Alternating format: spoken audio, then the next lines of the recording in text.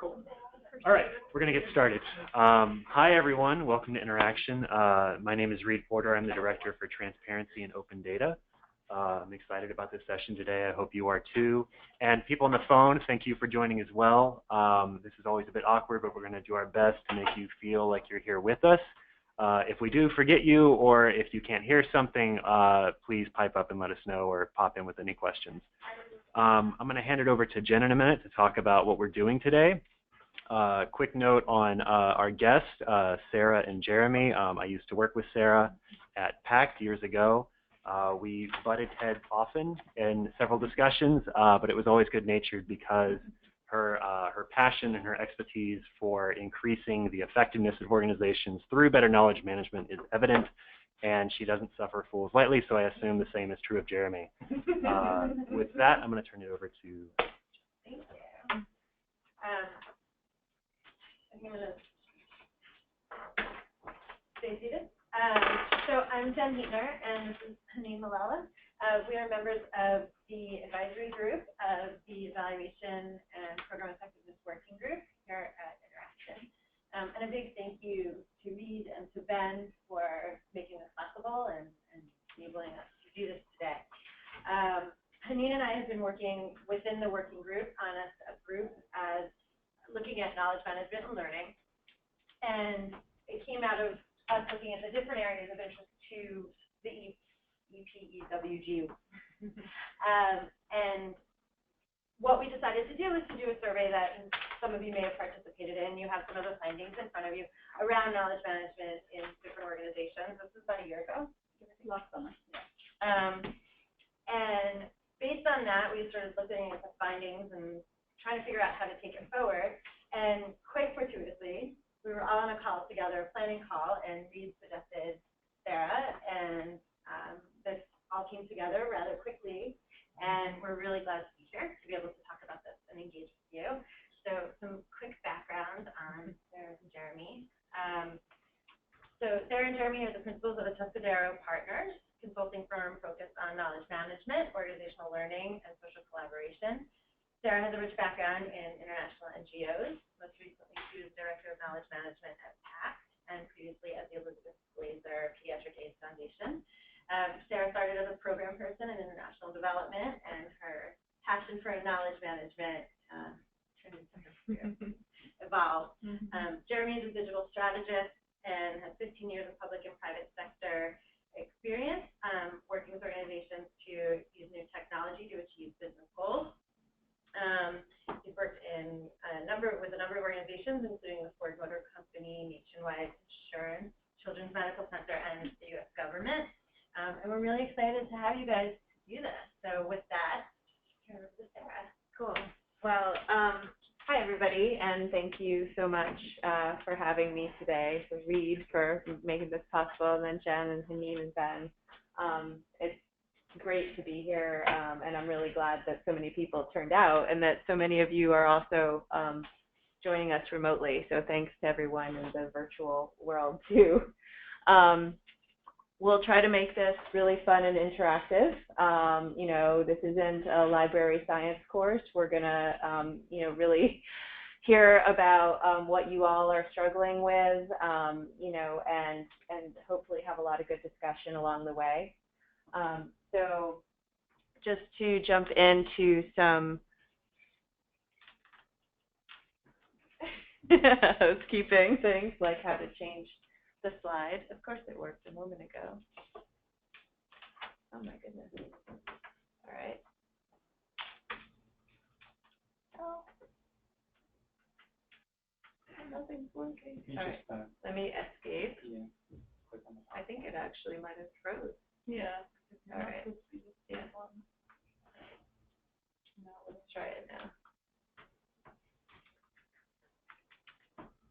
Here we go. Okay. So first thing, this is a safe space. You know, this is my first time with you all in this group. I don't know how well you all know each other, but you know, there might be moments during the session where you know, I might ask you to share some of the challenges you're having And I just want everybody to feel like it's okay, because we're probably all experiencing some version of that challenge. For questions that you might have that you don't feel comfortable sharing in the group, or there just isn't a good moment, we've kind of scattered pads around the tables. And so please just write down your question, totally anonymous, and then during the break we'll collect those, and we'll get to those questions during the second half. For those of you that are remote, please chat your questions anytime, and we'll just get to them. Ben is manning the webinar, so he'll just pipe in and ask the questions as we go. So please feel free to interrupt at any time during the session. The other thing is we're going to do a few like Insta-poll, poll everywhere type of polls. So for those of you who are remote, we're going to give you the link, and you can do it on the web. Just open up a different window and fill out the poll as we go, and I'll tell you when that is. For those of you in the room, if you have your phone nearby, keep it on silent, of course, but have it nearby, and then you can just text or use the mobile browser to get to the poll, and it will all make sense when we get to that point in the presentation. But we'll try some live polling as well. So just any general housekeeping type of questions before we get going here? Okay, we will proceed. Let's see. All right, so the first thing that you probably don't think about when you think about knowledge management is passion. But the first thing that I think about is passion, and one reason why is because we're all here. I know certainly, like in my career, I've only worked in international development my entire career up until starting this company, and there was a reason, right, that I decided to get into this sector, and it was very personal, and it was something that was very passionate about, had something to do with my own personal experiences. And so I wanted us to start there because I think it's really easy to forget why we ended up where we ended up in our organizations when we're faced with the challenges we're faced with every day. So without embarrassing anyone, if anyone wants to just share, in a very brief version, like what was it, either as a child or a young person, as you were choosing your career path, that made you think you want to be in this sector? Like what inspired you to be in this sector and do this work? Thank you. My mother was in banking my whole life, and it seems that for me, I wanted something that is more with a mission than really just the numbers. And I also felt like if I were in banking, I would have to work long hours. So I know that it's not the same now, but from when I was growing up, I used to remember she used to come home and there were all these things, and I don't know to this day if she used to just ask us to help so that she's not like we're not distracting her, we're just given something. So I used to be highlighting all these things, but everything seems like it was gibberish to me. So I wanted to work with something that is more human-centered, more connected to people's lives, and something that I felt like at the end of the day, I can go home and be like, you know what, I did something good today. So that was my purpose. Nice. Yeah, thanks, Janine. Anyone else want to share what inspired you to do this kind of work? I'll share. So I think a lot of us, I don't think I'm alone in this, I think it was a sense of problem solving. Yeah. And being able to feel like, kind of what you mentioned, like at the end of the day, like I've actually done something. Yeah. And also, I don't know, when I was little, I didn't say I'm going to be a knowledge manager when I grew up, because knowledge management is kind of a lot of things to a lot of people, but that kind of being motivated by, I can solve a problem and it can affect people's lives in a constructive way. Nice. Yeah. Anyone else? Yes. I think that we're all very lucky by the fact that we're all sitting here, and I want to work on systems in society in such a way that more people are luckier. Mm.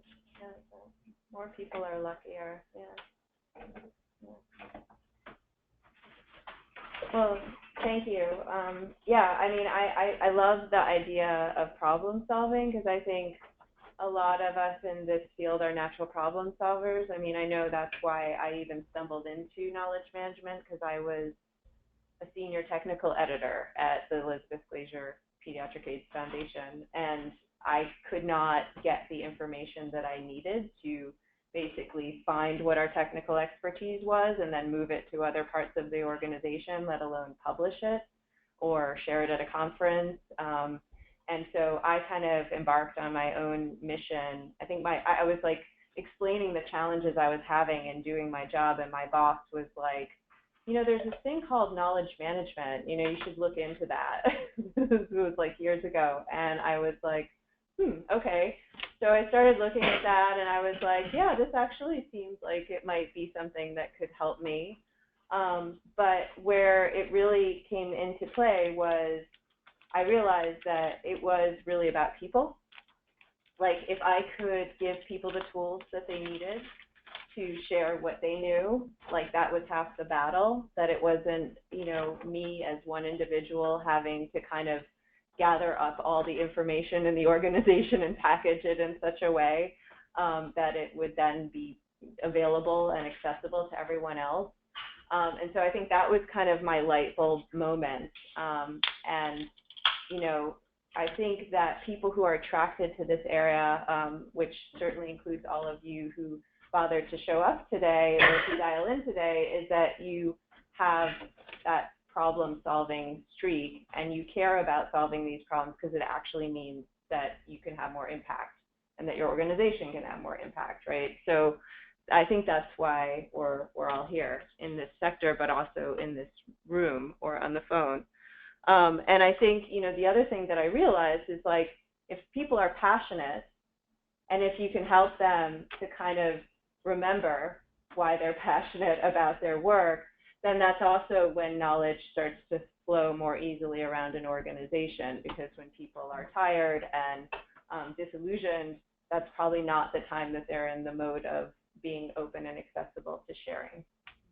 So that's where I wanted to start us off today.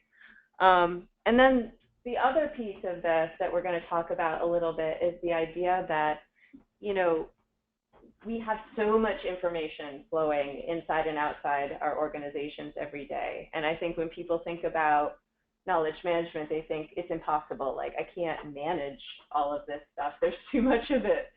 And so also thinking about how to focus and prioritize and think, what are the actionable pieces of knowledge that actually are needed, and when are they needed, and how can we just make that a much more fluid process than trying to anticipate what all of those needs are, or trying to, you know, boil the ocean, which is what a lot of people think of when they think of knowledge management. This is very temperamental. Okay. So first thing, we're going to just talk a little bit about KM and learning at your organizations. And so the flow of today, we're going to do a little bit of theory. I just want to kind of set some groundwork, common definitions, you know, sort of some good frameworks that are generally accepted for knowledge management. Then we're going to take a break. Then we're going to dive into more of like what KM looks like from the INGO perspective, and hear from all of you about the types of things that you're doing. Then I'm going to share some examples from, you know, our work and elsewhere of just what this looks like in practice. What are the sort of whole variety of things practically that you can do to support knowledge management, and then we'll wrap up with some sort of where to go next group discussion. So as I said, at any time that you have questions, write them down on the pad, or interrupt me if you want to talk about it at that moment, but otherwise you can hand them in during the break. All right, so first poll. So for those of you on the remote session, Ben, if you could just paste that link into the chat window.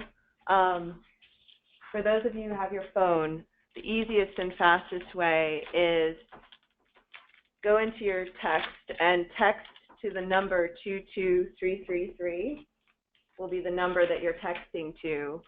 And then you want to text the word, you'll only have to do this once, by the way. You'll have to text the word Atascadero to that number. What? Does it have to be capitalized? Doesn't matter. All right, somebody just figured it out.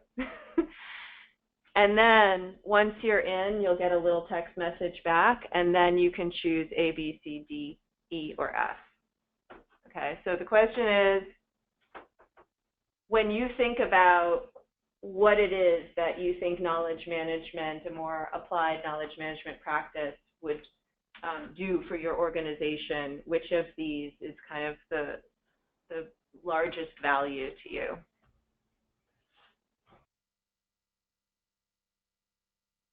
Don't be influenced by others voting. Right. Right, we should blind this before we reveal the results, although it's kind of fun to watch them come in. So we'll just leave this open for a moment. Excuse me, Sarah? Yeah. Maybe we could just sort of down this side. All the questions, thank you.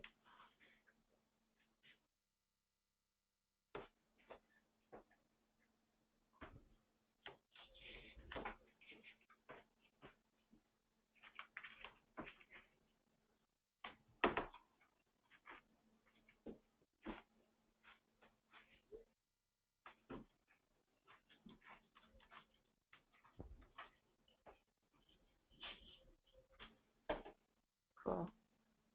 And by the way, how many of you are like M&E or MERL practitioners in this room? Okay. And then how many have like a knowledge management or learning type of title? About a quarter. Yeah, about a quarter. Okay, cool. All right, interesting. So we've got a lot of combination, and then improving program quality or impact as the second one. I think people on the phone can see the same thing we see. So tell me a little bit about this. I mean, for those of you who said program quality or impact, tell me about what does that look like in your mind? So when you think about using KM for improving program quality, what do you think about? What does that look like?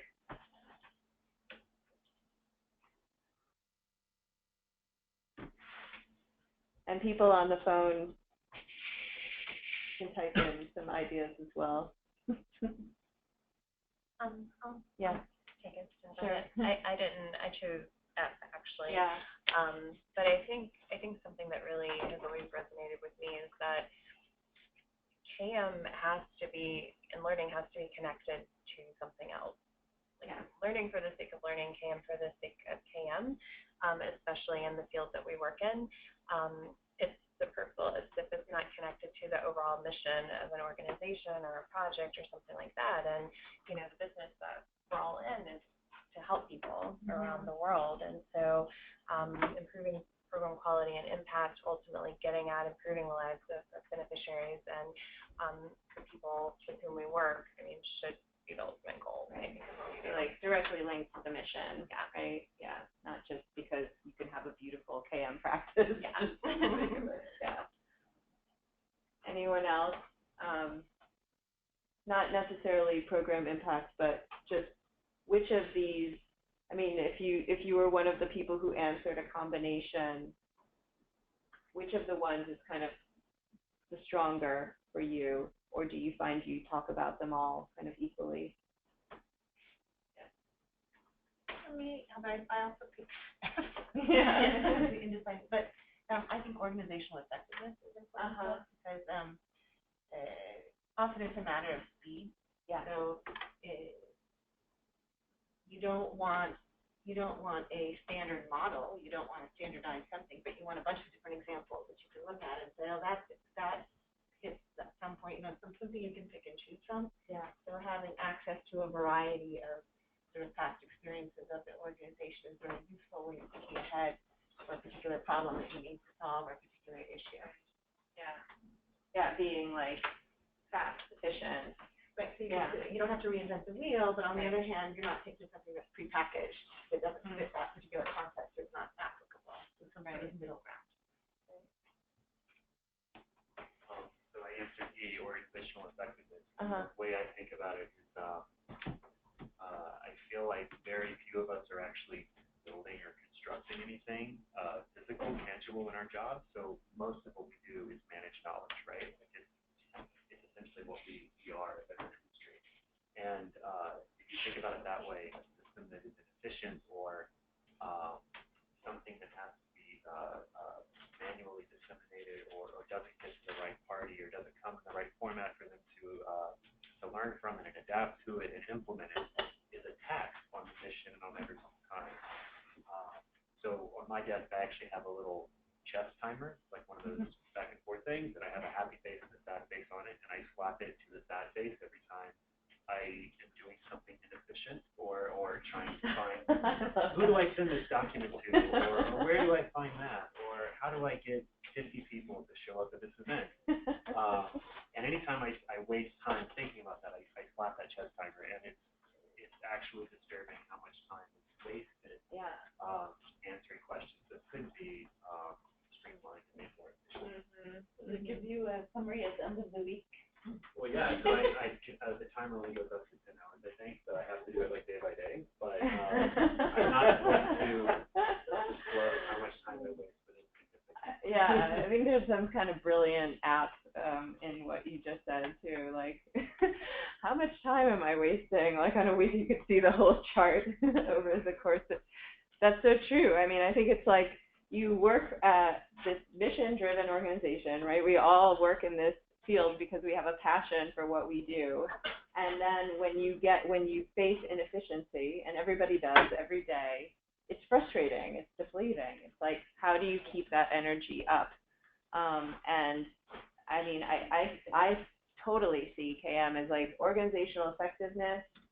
Absolutely. You know, it's like the one way, because we are these knowledge workers, essentially, you know, if you can improve that piece, you're improving the productivity and the effectiveness of the organization overall, because that is like the asset, the currency that you're using every day.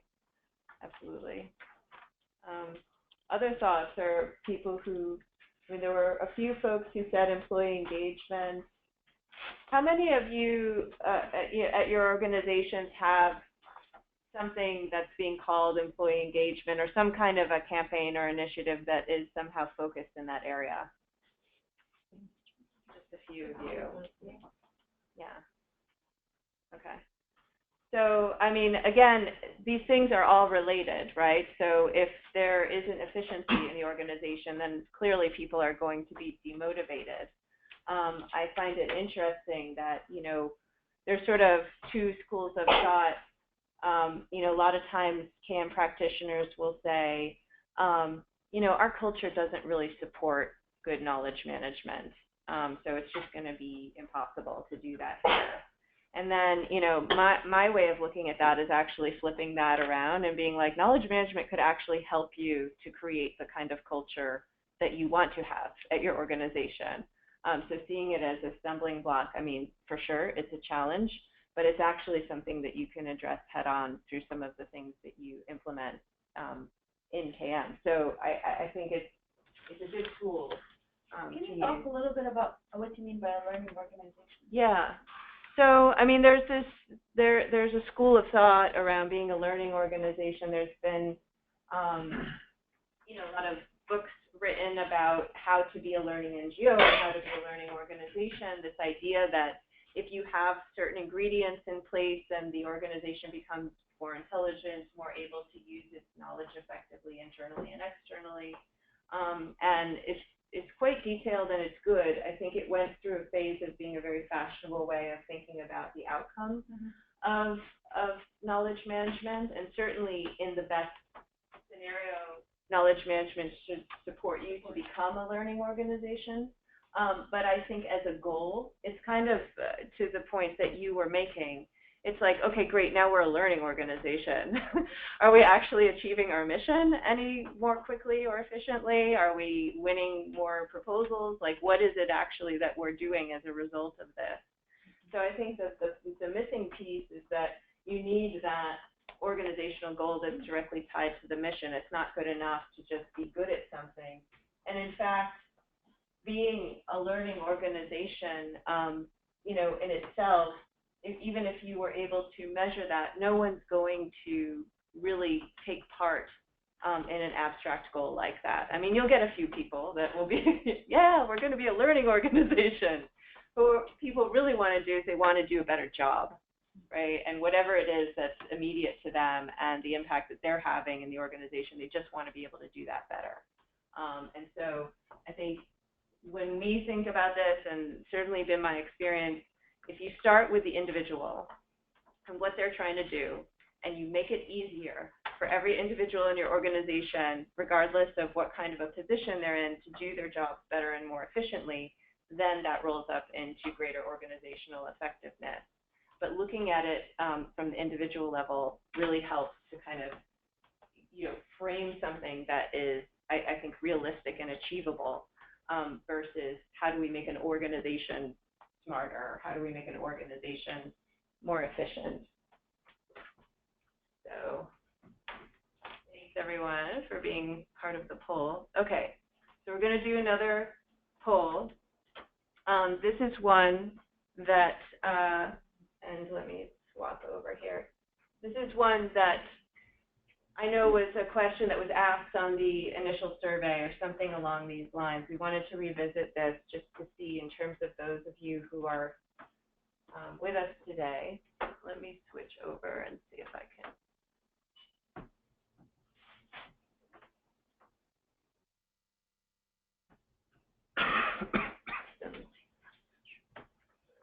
Maneuvers here. Okay. All right.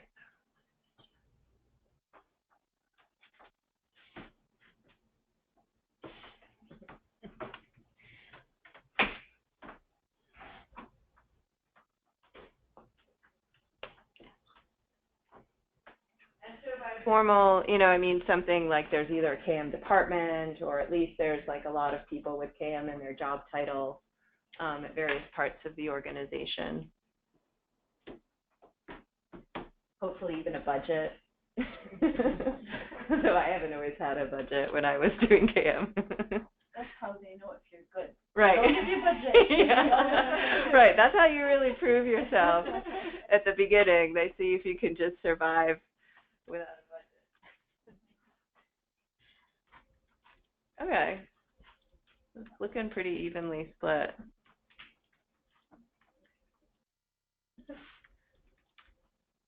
So as these results are coming in, so for those of you who have some kind of a formal KM function, just tell me a little bit about what that looks like. Is it like a crazy renegade person like me who thought to have it in my job title but didn't have a budget?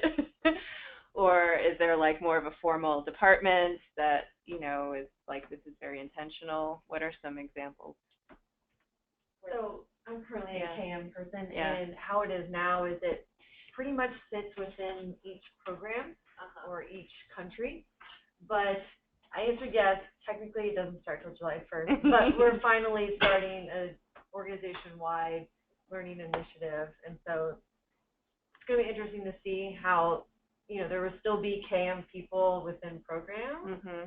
And maybe this is one of the questions I can bring up later. And some of them have their own plans, but Yeah. then now there's this Right. organization-wide learning initiative, so still to be determined how those are going to. That's interesting. So the organization-wide learning initiative, where's that coming from? Like who? Yeah, it's sitting within the M&E department. Okay, so M&E decided we're going to make this org-wide. They got the approval to do it. But yeah, a lot of times it's more something that's been sitting at the program level or even in the project level sometimes. So it's like, how do you then roll it up into something that's more global? Yeah. Yeah, we'll talk about that for sure later. What are some other formal KM? I think I work at Karen. We definitely have a formal system, but it's not necessarily well defined. I think every knowledge manager kind of does their own thing, and it's not really clear where we're disseminating that information to. And so there's formal positions, but there's not a formal structured system or process. So there's no like overarching like director or VP of KM. It's just more at the program level In the different departments. in each department. Okay. Great. Yes. Yeah, for us, I work for the International Rescue Committee, and it's very similar for us, where there's different KM roles depending on the job profile. So we have M&E focused people. For me, we're focused on knowledge management around research evidence, not necessarily our own research evidence, but research evidence more broadly. Okay. And for that, because it's a fairly new and fairly experimental program, it is 2 people, no budget. Yeah. But at least we have 2 people, which And helps. so it's primarily focused on bringing information in from the outside and making it useful inside. Yes, yeah. Interesting. Yeah. No budget KM, love it. Hi, I'm from Management Sciences for Health. We have a unit. It's called the Performance Learning and Impact Unit, which has all of our M&E staff, knowledge management staff, and applied research staff in one unit with a senior director, and that provides internal TA to our projects. Great. And is it sitting at the global strategy level in terms of it's part of a pillar type of thing? Yeah. Lucky.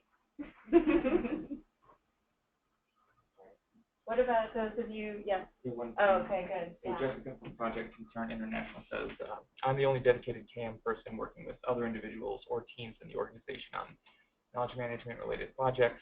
Partners can range from M&E, IT, human resources, resource development, operations based on need. Okay. Wow. So it's kind of all on her, but she's partnering with whoever she can in the organization, which is that was certainly my experience a lot of the time, just looking for willing partners and people who maybe had a little bit of budget that they would want to share. Just out of curiosity, who did you report to as a KM man? I started off when I was at Elizabeth Leisure. Because I put KM in my title from being the senior technical editor. I was in the technical policy unit, so very much under the programs, and so my direct supervisor was the director of global technical policy. And yet I decided that it was crucial that form alliances with IT and HR, and other functions outside of programs, and that was challenging, but ultimately rewarding. Persistence does pay off. What about those of you who don't have a formal KM function? Are you even using the term KM in that case, or are you calling it something else, or what? Talk to me about how that works.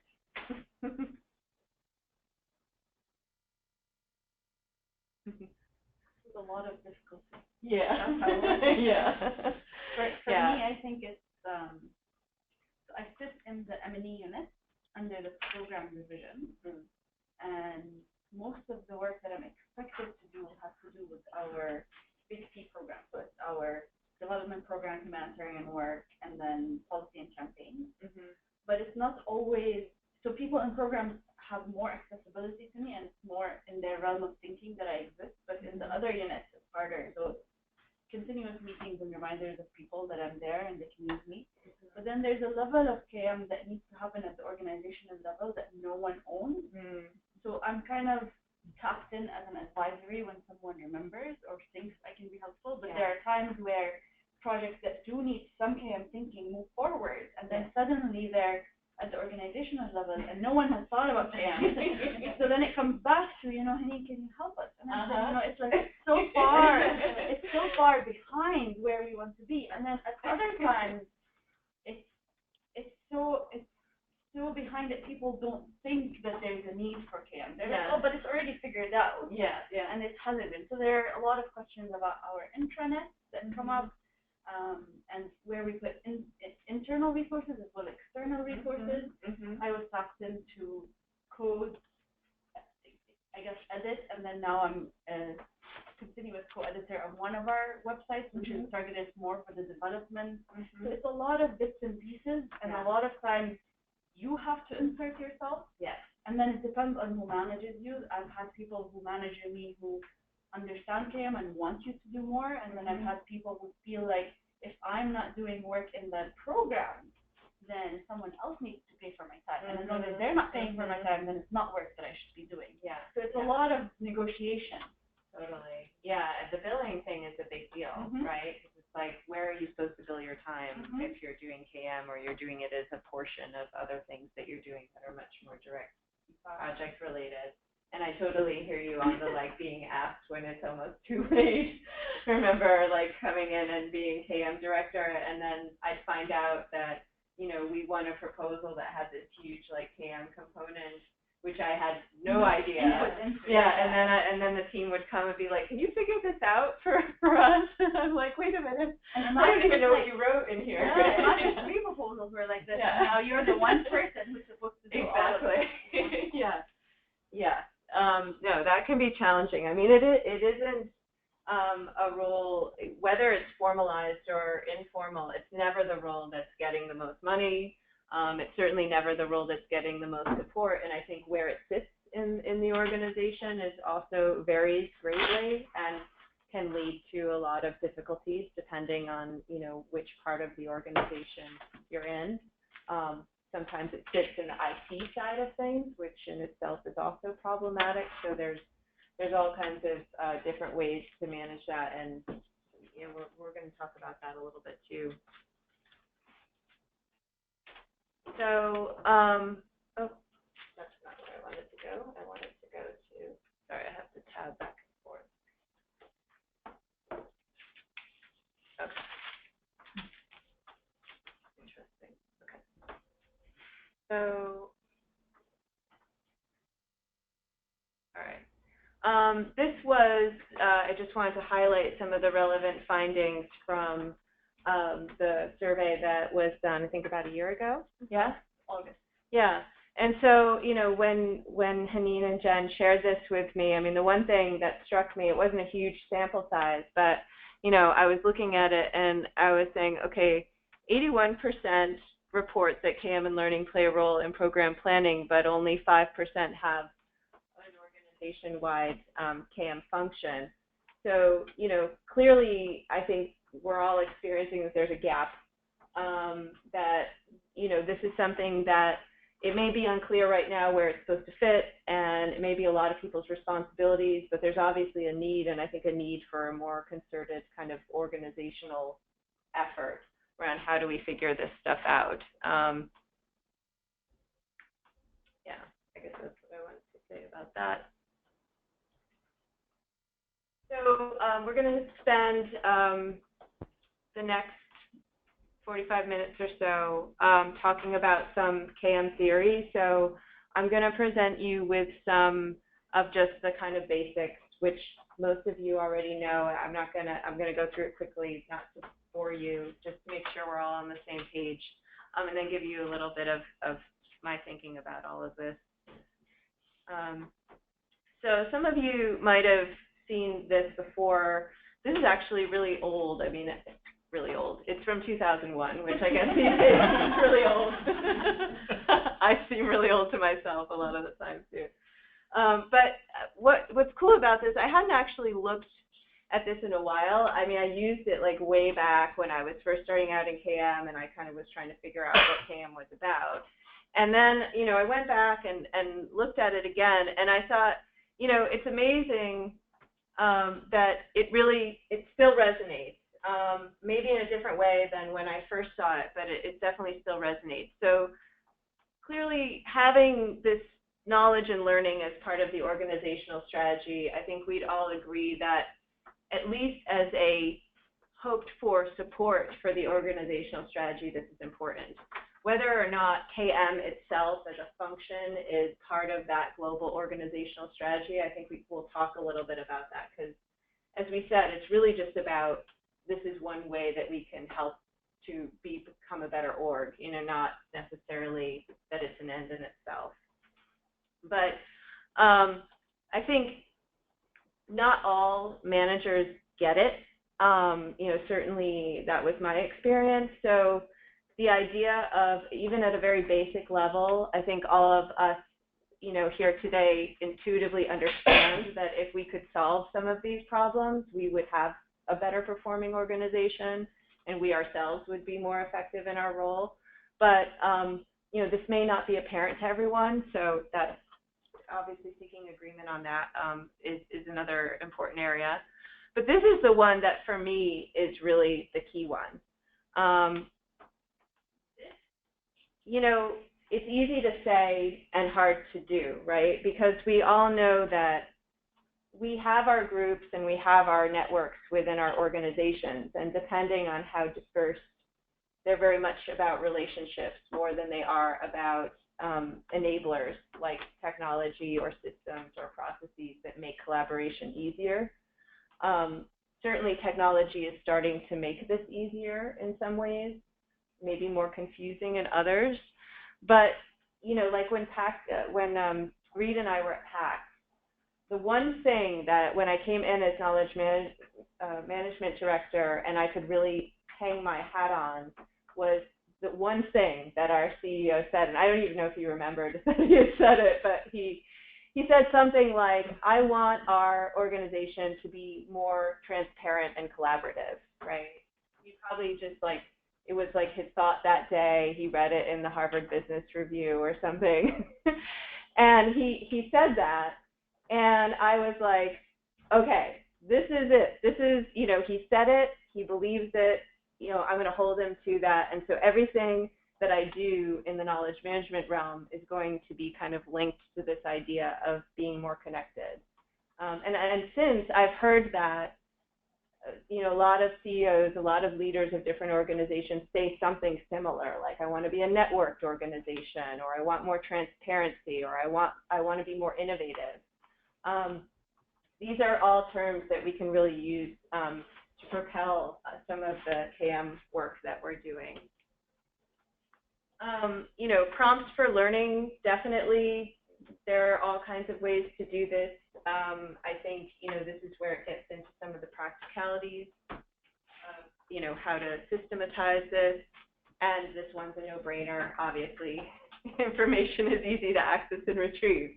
But, you know, even though the last one is the most obvious, it's often the hardest one to actually achieve in practice.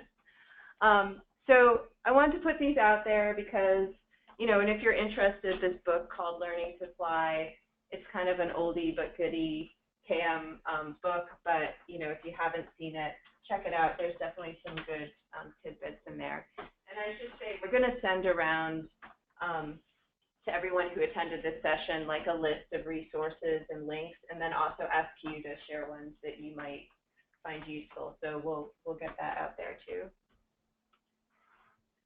So, you know, now to get just like super academic for a second, you know, there are all kinds of different definitions of knowledge flying around. I think, you know, for me, the key thing that separates knowledge from information is that knowledge is reliant on human beings, that it doesn't really exist outside of the context of someone, you know, of a person and the experience that that person had. And so that's what makes it both so precious, but also so hard to manage, because it, you know, it relies upon individuals sharing what they know, right? So I just wanted to get that out there. I don't know, anybody have like an alternative definition of knowledge or seeing it in a different way? Because this is by no means definitive. Like generally makes sense to people. Knowledge, information, okay.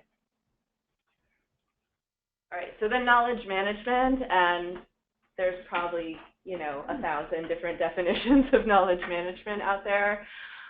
This one is from EPEWG, which some of you may have heard of. They've been doing knowledge management for a long, long time. the woman, Carla Odell, who heads that group, it's like a big consulting firm, and she's written some pretty good books on knowledge management. So I tend to like what they do. I think that this one is very process-centric, but what I like about it is that we're talking about flows. We're talking about how information and knowledge flows, which is different than, you know, I almost think of it like knowledge management is like putting in the plumbing to ensure that things flow properly. It's not a water truck delivery. It's like putting in the piping so that the water just easily flows from A to B. And I think that, you know, classically people might feel like it's more of the delivery, you know, like it's like I've got to go collect the water from here and then deliver it over here. And I think that's just too hard for the type of, you know, sector that we're in, the cycles of information and the rate of change that's going on. I think we need to think of it more as plumbing than as a delivery, you know, sort of a not mechanized, not automated delivery. And then there's this idea of explicit knowledge versus tacit knowledge. So explicit knowledge being things that are formalized, codified, written down. I can search in a, you know, content repository or a database, retrieve it, use it. It's understandable. It's been synthesized to some degree, versus tacit, which is stuck in somebody's head, and I need to either know that person or have contact with them in order to get access to that knowledge. So this is the classic iceberg KM diagram, you know, and the idea that this is illustrating is that, you know, within any organization, only about 20% of the knowledge that's being generated and that resides in that organization is actually explicit. So even in the best situation where you had the most awesome searchable content repository, you know, Google for your organization, you would only actually get at 20% of what the organization collectively knows. And then the idea that then 80% is tacit. So the challenge is, how do you get at that? How do you make that available to everyone in your organization? So now this is going haywire. Okay, all right. So I'm going to go into a little history of KM and what I like to think of as sort of like old school versus new school. You know, and then Jeremy pointed out that, like, I guess this is Usher, and I guess Usher isn't even new school anymore. So that, like, I'm already out of date, so sorry. But I used to really like Run DMC, so. Yeah. All right. So, you know, the idea that, like, old school KM, like, when I saw this photo, I was thinking about, like, every content repository, SharePoint site, S drive that I've seen or come across in my work. And, like, I really looked hard for a picture that kind of characterized what that experience is like when you wade in there. And this kind of summed it up for me. And I love the fact that it's like, you know, there's like a random lamp and a globe and like other things that don't even belong in there. So the idea, right, obviously this is not what old school KM was trying to achieve, but I think this is what often happened. The idea that if you could just define a system and a taxonomy that was complete and beautiful enough and made sense to everyone in the organization, that they would, you know, like happy, you know, robots, you know, put everything exactly where it was supposed to be, tag it exactly how it was supposed to be tagged, put it in the right folder, and everything would be beautiful and orderly. It was very typically top-down. It was very IT-centric, you know, where it was like, okay, this is, we're going to build this system for you, and this is how you're supposed to use it. And it was very much outside the flow of work in the sense that, it wasn't part of your everyday life. You would have to take time out of your job to write something down or put it into a template and then load it into the proper place so that people could find it. So oftentimes this resulted in a graveyard type of situation, or where documents go to die. The other thing about it, I think, is that it really it ended up being this kind of loathed activity, and so people felt not only not well served by this, but also somewhat alienated from the whole process, like having an active resistance, like, oh no, I do not want to do that at all. Which makes the whole practice, I think, of KM difficult when you talk to people who have been through things like this and seen it turn out this way. You can get a lot of resistance, right, just from people who this is what they're imagining is going to happen, or it's already happened. Okay. So in terms of what I call Newschool KM, the primary thing is that it's human-centered, that you're starting with each individual and you're thinking about what could I do to connect to this particular person to all of the knowledge and information and data they need to do their jobs more effectively. It's not about having a beautiful content repository. I remember when I came to PAC, and our COO at the time, I won't say his name, but he was very skeptical about the whole knowledge management thing because he had lived the old school KM. But he also, when he thought of KM, he thought of that, right? So I came in and I told him, like, I'm going to do this and that, and he's like, what about the content repository? And I was like, well, yeah, we're going to get to that, but first we have to like link everybody up together. We've got to like do all this stuff, and so like 6 months later, we had made all this great progress and people were excited, but he was like, but you still don't have a content repository. Where is that? When is that coming? So for him, success was the content repository. So I think it's important, and we'll get to that later when we talk about business case stuff, that this is really the new age as far as I'm concerned of KM, but it's not going to satisfy the requirements of both people who have a certain conception of KM, and you might be held to certain objectives there.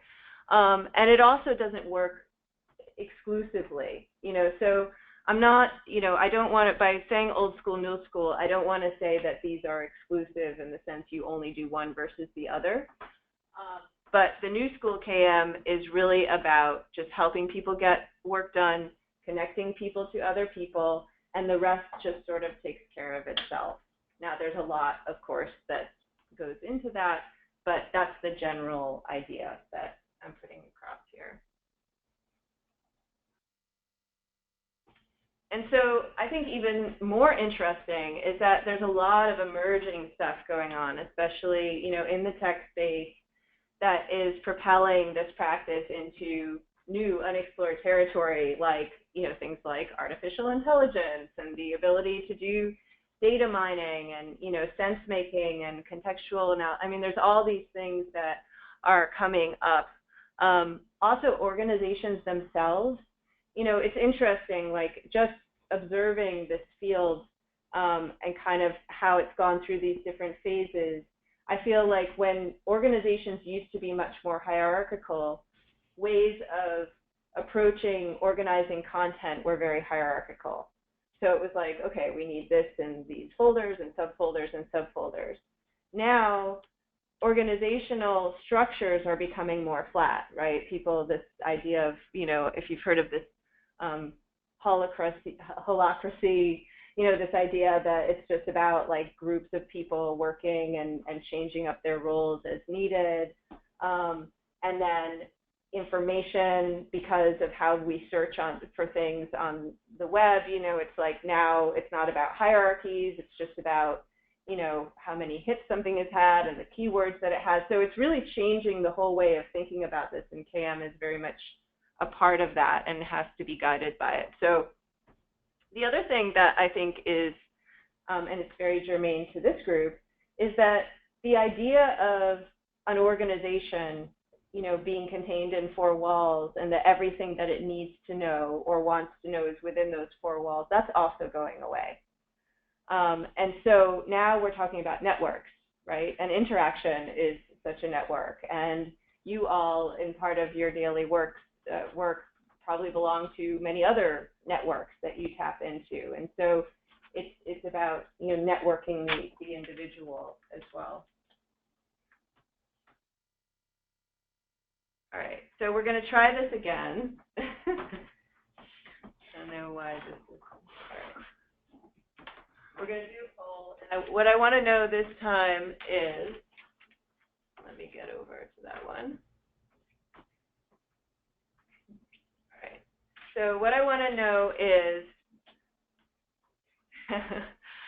are you mostly old school, mostly new school, or a mixture of both in terms of your organization's current practice? So not necessarily what you believe to be the best, but just how would you characterize the current practice at your organization?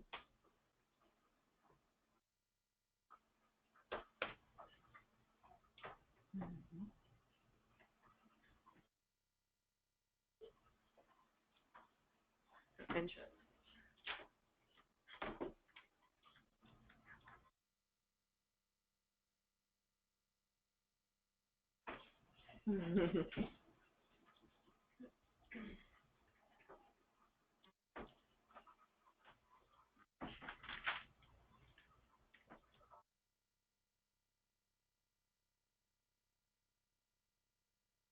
By the way, this has no bearing on whether you choose to, you know, run DMC or Usher as your favorite artist. So you don't have to choose. They can both be good.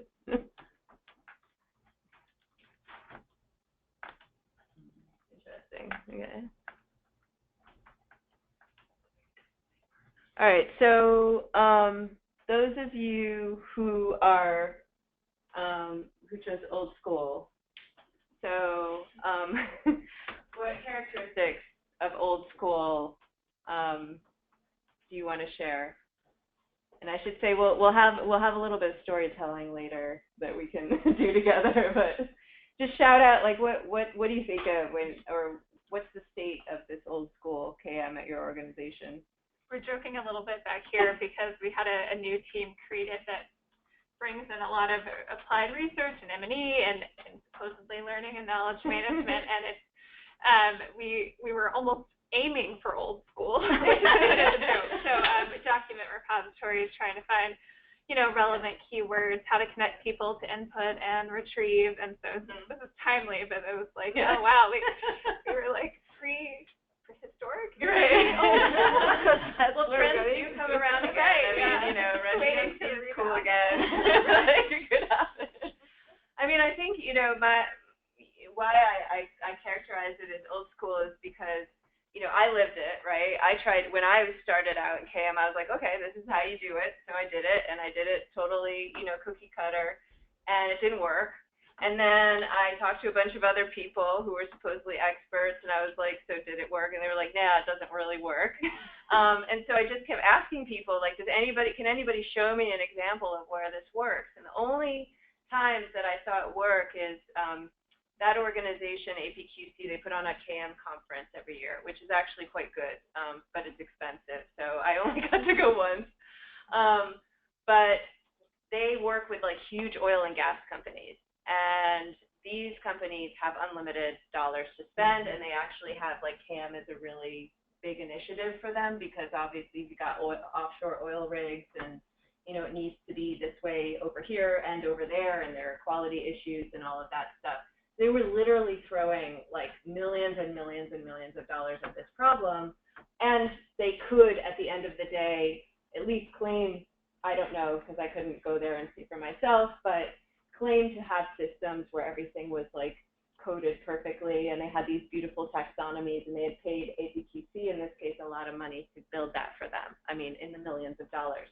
So my takeaway from that was, okay, this is not a realistic goal for me. I have no budget. So I'm going to have to figure something else out. So that's kind of where that's coming from. What about others, either remotely? Yes. Yes, we got a couple.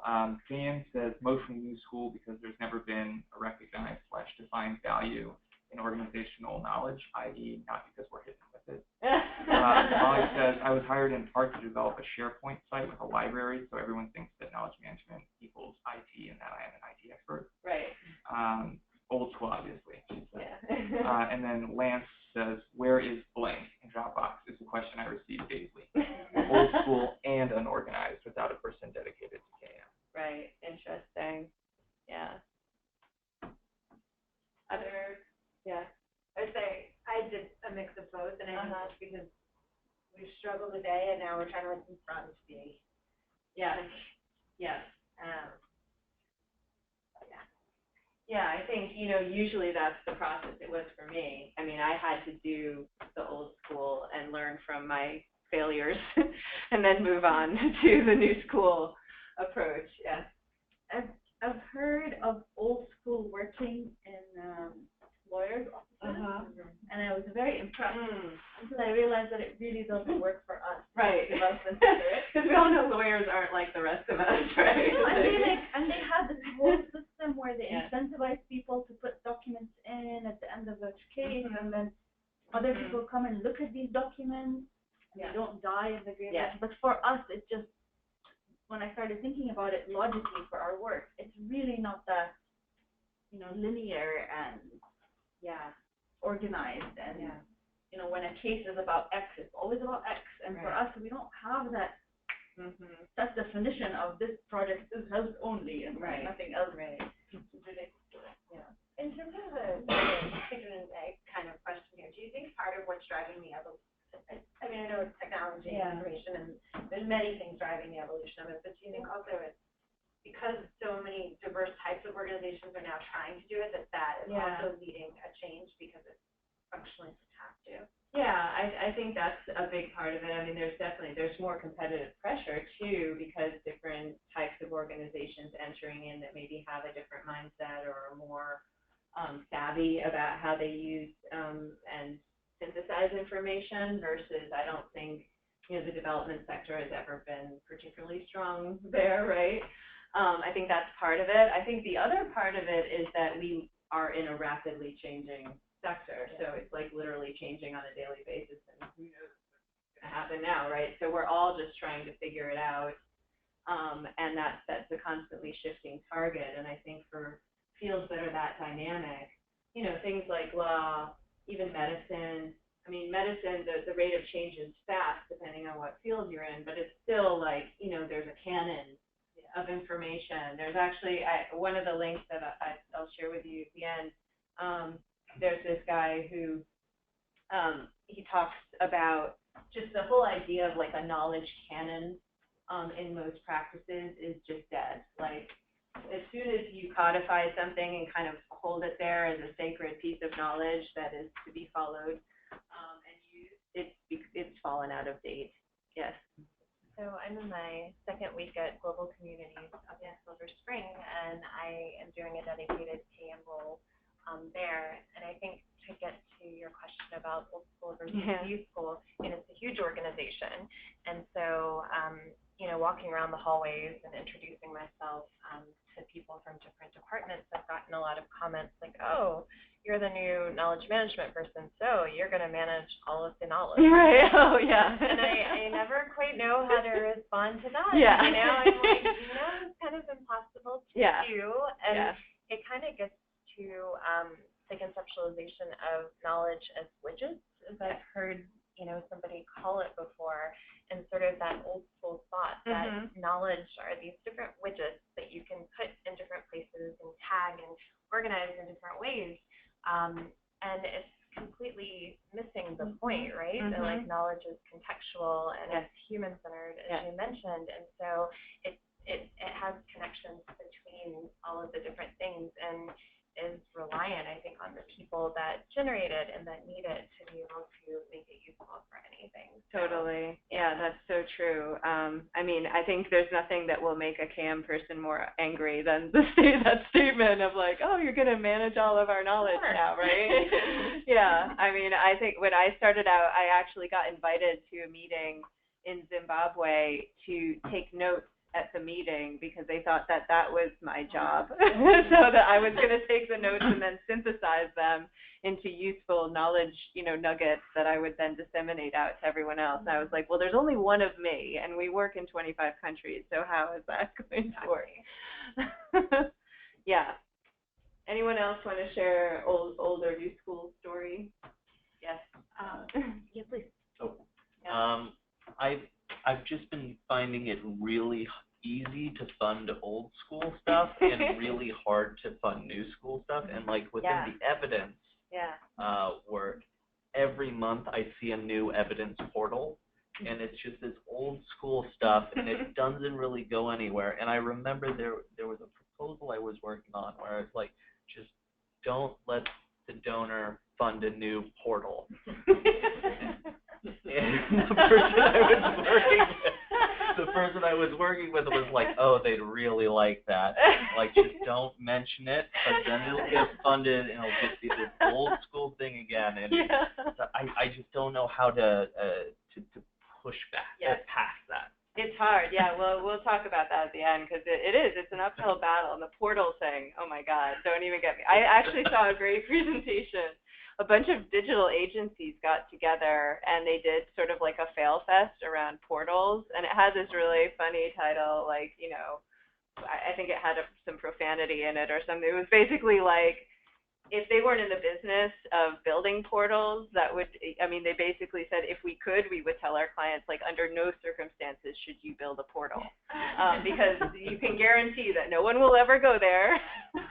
All the information will be out of date in 6 months, and you've just spent a lot of money on something that was useless. So, yeah, portals. How do you organize knowledge then, if it's not in a repository way or in some way that gets synthesized, with this idea of human center and so many things bubbling at the same time? How do you filter, sift through that, and then still communicate that? Yeah. No, so we'll get into it a little bit when we get to the practice session. But, I mean, essentially it's about, obviously you still need classification systems, right? But it's about using some of the new ways of classifying information together with the social experience. So if I can't find something using that channel, I can reach out to somebody who knows it. So it's a combination, but yeah. Okay, cool. Yes. Really quickly, I'm on to a global community. I've been there for almost a year, so it's kind of interesting for us and I to come together because she's newer and I've been there a little bit longer. Right. You've been managing everyone's knowledge. Well, my title is monitoring and evaluation, and yet I'm guaranteed I spent 90% of my time in my first year on learning and knowledge management, which is something in and of itself. Yeah. I'm actually a little anxious because it's not in my title, but anyway. It can be. You made it in your title, right? Yeah, you can. You can ask for it. What was I going to say? Oh, yeah, so. Or push it as far as possible, too. I mean, both options are good. Exactly. Like, I have nothing to do with it. Right, I have nothing to do with it. Well, my yearly anniversary is coming up, so it's something to talk about. Totally. But for our document repository, because obviously we had one, I spent most of my first few months consolidating it to a newer one. Most of the materials are just documents, right? And they're out of date, essentially. Why I would kind of put us maybe in the mix of both is because in each section of our library, the data visualization section or the tools section, we're trying to have an interactive document in there that people can contribute to. So like in our evaluation planning section, we have a calendar where all of the project's evaluations are in a Gantt chart. And the idea is that people could actually go to the calendar and check and say, oh, well, we got a extension. So actually our evaluation will probably be, next year or something. They could change it. Then we'll know that knowledge. Right. We'll delay our evaluation help, till next year or something. We have a database as well with that, you know, people could potentially add to that live as well. And I definitely want to do many more interactive live things for our other sections. But that's just, so it's like almost even a nascent idea, but it's a way to maybe kind of merge the old school document repository with some more user-centered friendly things and bring it all together. No, definitely. I mean, you can breathe life into these systems. Sometimes they need to be resuscitated. Sometimes they're beyond help and you need to, you know, start fresh. It depends, right? But I think the idea is that people need to be somewhere in that equation. And I think the main issue why you get those content repositories that look like, you know, a terrible attic sort of hoarder situation is because, you know, there's no people there. You know, it's just a dead space where there's no social element to it. There's no ownership aspect. You know, even if you've developed a management process, that's not explicit. It's not like I know so-and-so is responsible for this area or this document. So, yeah, thanks. I know it's we've all felt that pain in different ways. All right, so now I have to go over here. So,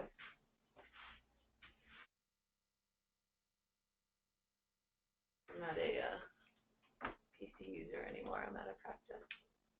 Okay. All right. So on that note, the last thing we're going to do before we break is we're going to do a little mini fail fest, okay? So we've got about 30 minutes, and I want the people that are in the webinar to play along. So here's what we're going to do, and I'll volunteer to go first because no one ever wants to be first. But we're going to just say a very brief story about either something that happened to us, perhaps somebody we know, and something that just didn't go as expected on the KM front. It could have been a big thing, it could have been a small thing, but just, you know, so we can learn from each other, because I think it's really important. We've all been down similar roads, and we don't want to make the same mistakes. So in the interest of knowledge sharing and knowledge exchange and learning, I thought this would be a great way to end this part of the session. So I'll go first. So when I was, when I did this whole thing, and I was at Elizabeth Glazier, and I did the KM course, and I thought, oh, I get this. You know, I totally see it. So I did, you know, the steps 1 through 7. You know, I got the people together. I developed a beautiful taxonomy that reflected exactly, you know, how we thought about the world. I engaged content managers from all different parts of the organization to collect in a very systematic way all of the content that, you know, was kind of mattered in their part of the world, and, you know, classify it according to the taxonomy that I had created. And then I created this intranet that had, you know, hierarchical folders, and that they had ownership over one of those, you know, hierarchies, and they would put all their stuff. So this all took, I would say, about 10 months. And then, you know, I reached out. We had about 13 country offices, so I did the same thing at the country office level.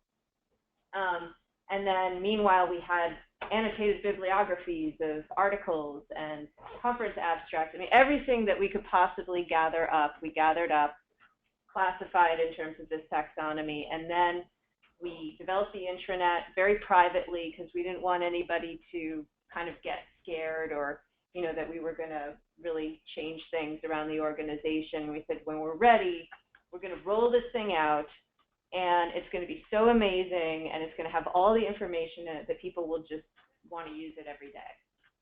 Well, what do you think happened? It didn't happen. So we launched it. I would say people were mildly excited. They weren't really expecting this, so they didn't, other than the people who had been working very hard on collecting all the content, they didn't really know what this thing was. why were we doing this? Why didn't they have an input into why we were doing this or how we did it? They didn't understand why they should use it every day. And while some people found it useful, most people did not, and it died a slow death because of the content relevance going downhill on a monthly basis. And so what I learned from that was really a couple things. So number one, content repository idea had to take a different approach to that next time. Number two, I think the more important lesson for me was we involved the people that were the ones we needed to help us build this, but we didn't involve the people who were actually going to use it in the design and actually even the definition of what this thing was. That was a fatal error. That's when I discovered something called, you know, human-centered design and change management and all these other things that I had overlooked along the way. So that was my big lesson, and it really inspired me to do it differently when I came to PAC. So who else wants to share a story? All right. Okay. This is Holta from World Vision. You asked a question before in one of the polls if we thought the organization was a learning organization or has a knowledge management. All I could think about was the repository things that we have, and we have many competing ones. So I couldn't figure out whether we actually have one that I can say we have a knowledge management system. We have several things that, due to the size of the organization, including World Vision International, then you are World Vision US, then you have international programs, and then within international programs, it's like which funding stream do you belong, and so on. So there are knowledge management type of things that happen within each of the units. They just don't talk to one another and compete. The words that I've seen failing are the international ones, just because of how remote they are and how they try to be all things to all people. So that's, I still haven't figured it out how it would work. We are now in a new team that still is trying to do all things to all people. Like we're just elevated in a team serving all funding streams, and the need for knowledge management is there. I don't know how to stop the failure because we're still thinking of a repository kind of system, but what we have had so far, the moment that you elevate it to this high level serving all teams, it just seems to not function. So that has been our failure. We can't, we have this elaborated overall systems that are trying to be everything to anybody, and as you said, they're either, yes, they're not serving. Yeah, yeah. Can I add to that? Yes. I am with Holta. Okay. We have 7 people here because we're trying to figure out. I like it. You guys are enthusiastic. You're going to solve it. Yeah, we have Yeah. So you also talked earlier about like the need to do something that's more human-centered. Yeah. I think one of the other challenges, and this may be part of what is being expressed at World Vision, but also from my other experiences, is that the human-centeredness, like those people you're trying to customize these things to serve, it's also like a moving target. Like today they are thinking like this, tomorrow like they are there. And especially with social media, you don't know, or social networks, they break and form so quickly. Yes. And people move all the time, so it's kind of a moving target. Yes.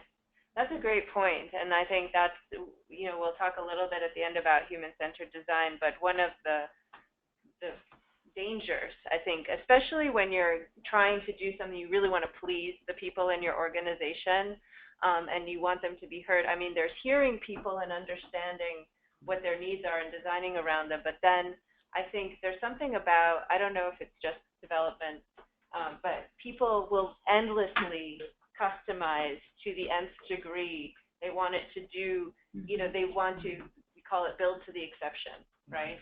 So it's like, okay, this one person in this department does this one little thing or looks for this one little thing every 6 months, but we have to design the entire system that everybody is going to use around that. So I think it's constraining. You know, we need to listen, right? But then, you know, there are going to be those outliers. And then I think the other thing you're saying, right, is just the dynamic nature of in terms of tools and things, that's always changing, right? So we have to deal with that too. Yeah. So I'm Garrett Sheepy from Lutheran World Relief, and I think my failure has to do with believing people when they say they want something. Totally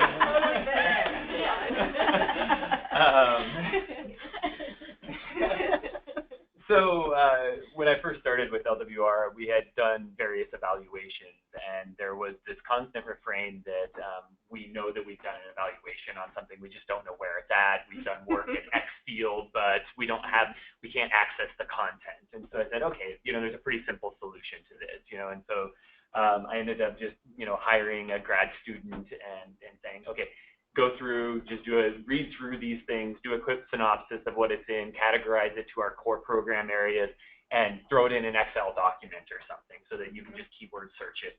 He ended up doing like a little macro and all of this to do it, and we finished it. I shared it with people. I was like, yeah, this is fairly useful. It consolidated all of the evaluations from the last 7 years. No one used it. No one used it, and I still to this day, once again, I'm saying, I believe people when they say that they wanted it. I think people say that they want it, and even even did the summaries because I'm like, most people aren't going to read through an entire report, and I'm still not 100% sure why people didn't use it. But people would, over the months that preceded that or after that, people kept on saying, oh, well, we don't know where they're at in evaluations. I was like, we created that evaluation database, it's there, you use it. And so, it was kind of a lesson that, kind of a database project filing, lesson. I don't really know why people didn't use it, but that was a failure. Yeah, thank you. Thank you for sharing that. I know I've experienced that one before. I'm sure other people have. What else? Yeah. So we have a community of practice of M&E professionals within the organization, and we wanted to create a space for sharing. And the organization was, it was like, okay, so use this software to do it, but in the time it took us to actually go through a design process where we engaged people and, rapid prototyping in an NGO was sort of like funny, that doesn't happen. And so in the time it took us to design it, the organization decided to shift gears and use a different technology. So, which is not to say that we're going to lose the learning that came out of it, but we're still in a place where we're like, oh, we had this thing, here we go again. And we knew that could happen because we knew it was an evolving space in terms of systems within the organization. We decided to go through it anyway, but it took us longer than we thought, and so it was, it's deflating, right? I mean, you're supposed to put all that time in. And then something shifts, which I love what you said about like rapid prototyping and the INGO. It's like, is that possible? Because it's like you're like, okay, we're off and running, we're gonna do this. But they're like, wait, did you think about that? Yeah. Oh, let's hold a meeting, not this month, but next month. I think we're gonna have to change. Yeah, totally. What else? Other stories from the front line? Yeah. So this happened to a friend of mine. Yeah. I'm going to tell it first. Thank you. Quick check. Okay. So I started a new job, and it was kind of halfway through a project, and there was a problem that needed to be solved. So I literally met with 100 different people in 4 countries on 3 continents to talk about how we might solve this problem in different ways, at different conferences, different events. Had a lot of good conversations, a lot of good momentum. It was really exciting. We were cracking this nut. We were going to do it. And then I got back from all these trips. We had everything agreed. We were ready to roll in our solution. And I was just flipping through old notes from my predecessor that I found on my laptop one night. And something caught my eye, and I opened it up. And there was 90% of the stuff that I had just agreed in 4 countries on 3 continents over the span of 3 months. And so now we were like 6 months behind where my predecessor was the day that she left. And that sucks. And my heart kind of dropped. And that was a bad night. But what I learned through it was it highlighted another lesson that I learned through another bad story, which was the concept is solutionizing.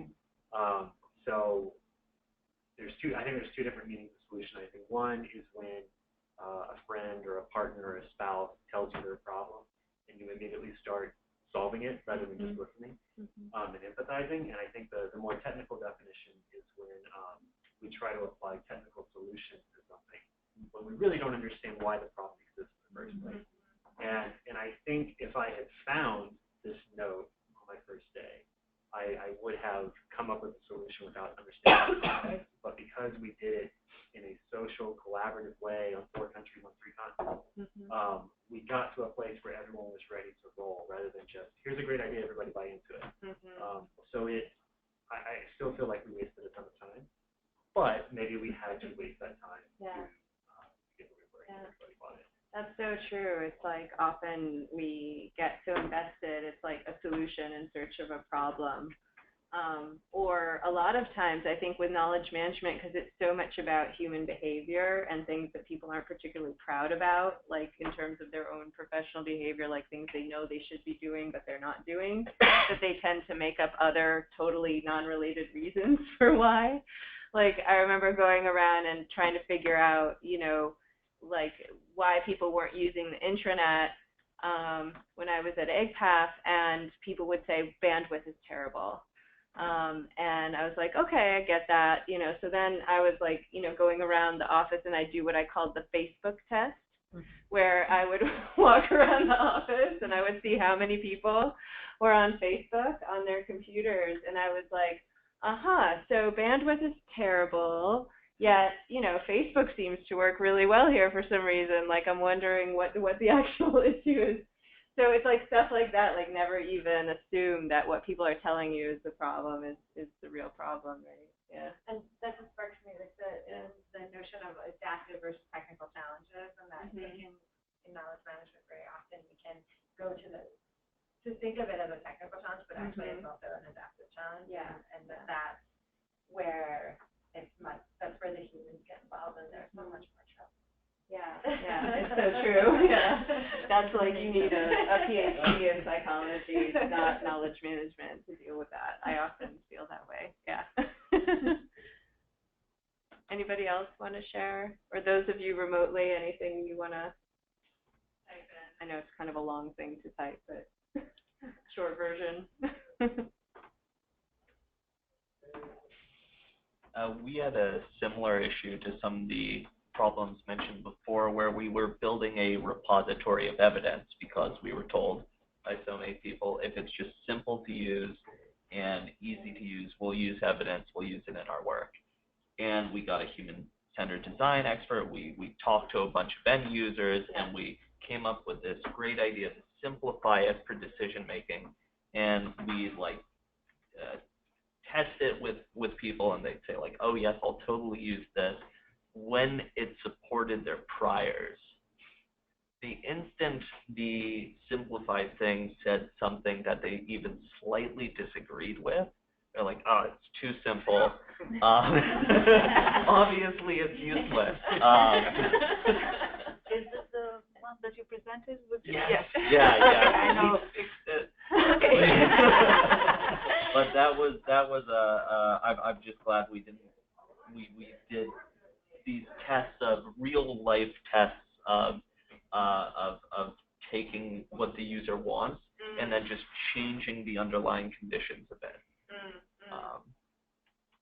That's interesting. So by doing that, you were able to kind of see where the usefulness dropped off, or at least people's perceived usefulness dropped off, and correct it. Yeah.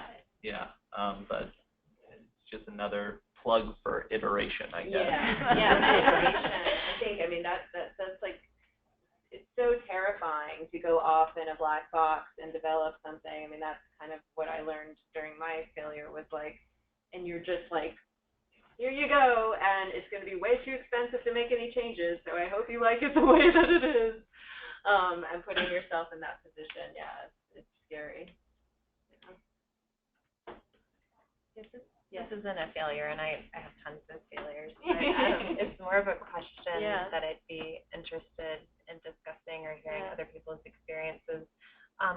In regards to, some things that were said about how, you know, KM is so cultural, right? Like it's based on human behavior, and, you know, people try to create solutions to problems that are a lot of times, you know, technological in nature, but even like process, you know, solutions. I mean, it requires sort of a culture of acceptance and understanding and willingness to do it. Challenges that I've faced in a lot of my positions have to do with building that culture and then having a lot of staff turnover, which happens a lot in our industry because people move around a lot. They go to the field, they work at different organizations, and so how do you do KM? How do you create systems and processes and build that culture and those networks continuously with people coming and going? And that's something that I constantly struggle with. Yeah, no, that's a great question. I mean, I can speak to that, but I'm curious what other people feel first. How do you deal with that? I mean, with turnover, with like kind of, I assume you're also talking about like people who are knowledgeable and they leave, and but also kind of processes. Everything like a country office is often like we have our own processes, they work for us, don't bother us kind of situation. Whereas you know, then HQ is trying to tell them to do it a certain way. And for me, it's also the opposite kind of turnover. So I've had a different manager every 6 months since I started in this role that I'm in. So my current manager is the longest, so it's 9 months. But every 6 months, I've had someone else come. The organization has been shifting.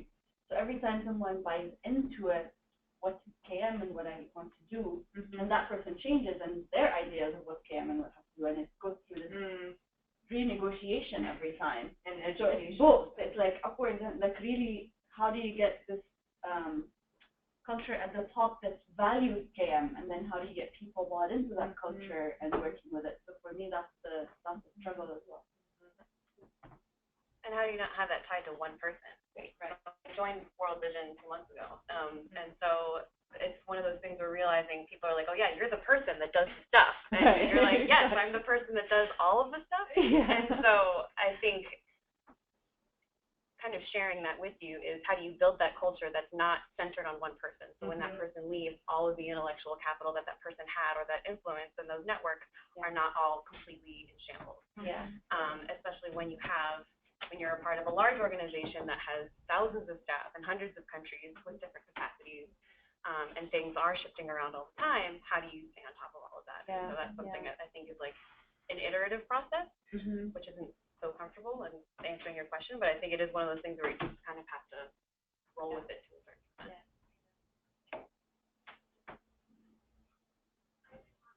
Any others? How do you either deal with that kind of a situation or struggle with it? Any other versions of knowledge turning over? Yes. Well, I can tell another story that also relates to that one. And it was a success and a failure, which was interesting. So we realized that, you know, we have multiple country offices, that we have our headquarters office, that, you know, there's not a whole lot of interaction between, you know, the offices. You know, there's, you know, setting up meetings, Skype, like it just doesn't work. It's not collaborative. And so we went through and we did a whole process where we kind of tested out different social networking sites to try to figure out what could we use. Could it be LinkedIn? Could it be Facebook? Just by creating a group in Facebook. We ended up finding Yammer, Chatter for Salesforce, and we actually tested all of these out. And we said, you know, which one's going to make the most sense. And we ended up landing on Yammer, and we rolled it out. And I was a champion for it. I liked it. I liked when people were interacting, but it was a process. You have to have champions, right? And I think what happened is we got it going, and I even got the leadership kind of on board with it. We had this global strategy meeting where they were using all the updates and putting it on there, which was great. But then I got busy doing my other work, which knowledge management was not even part of my job, right?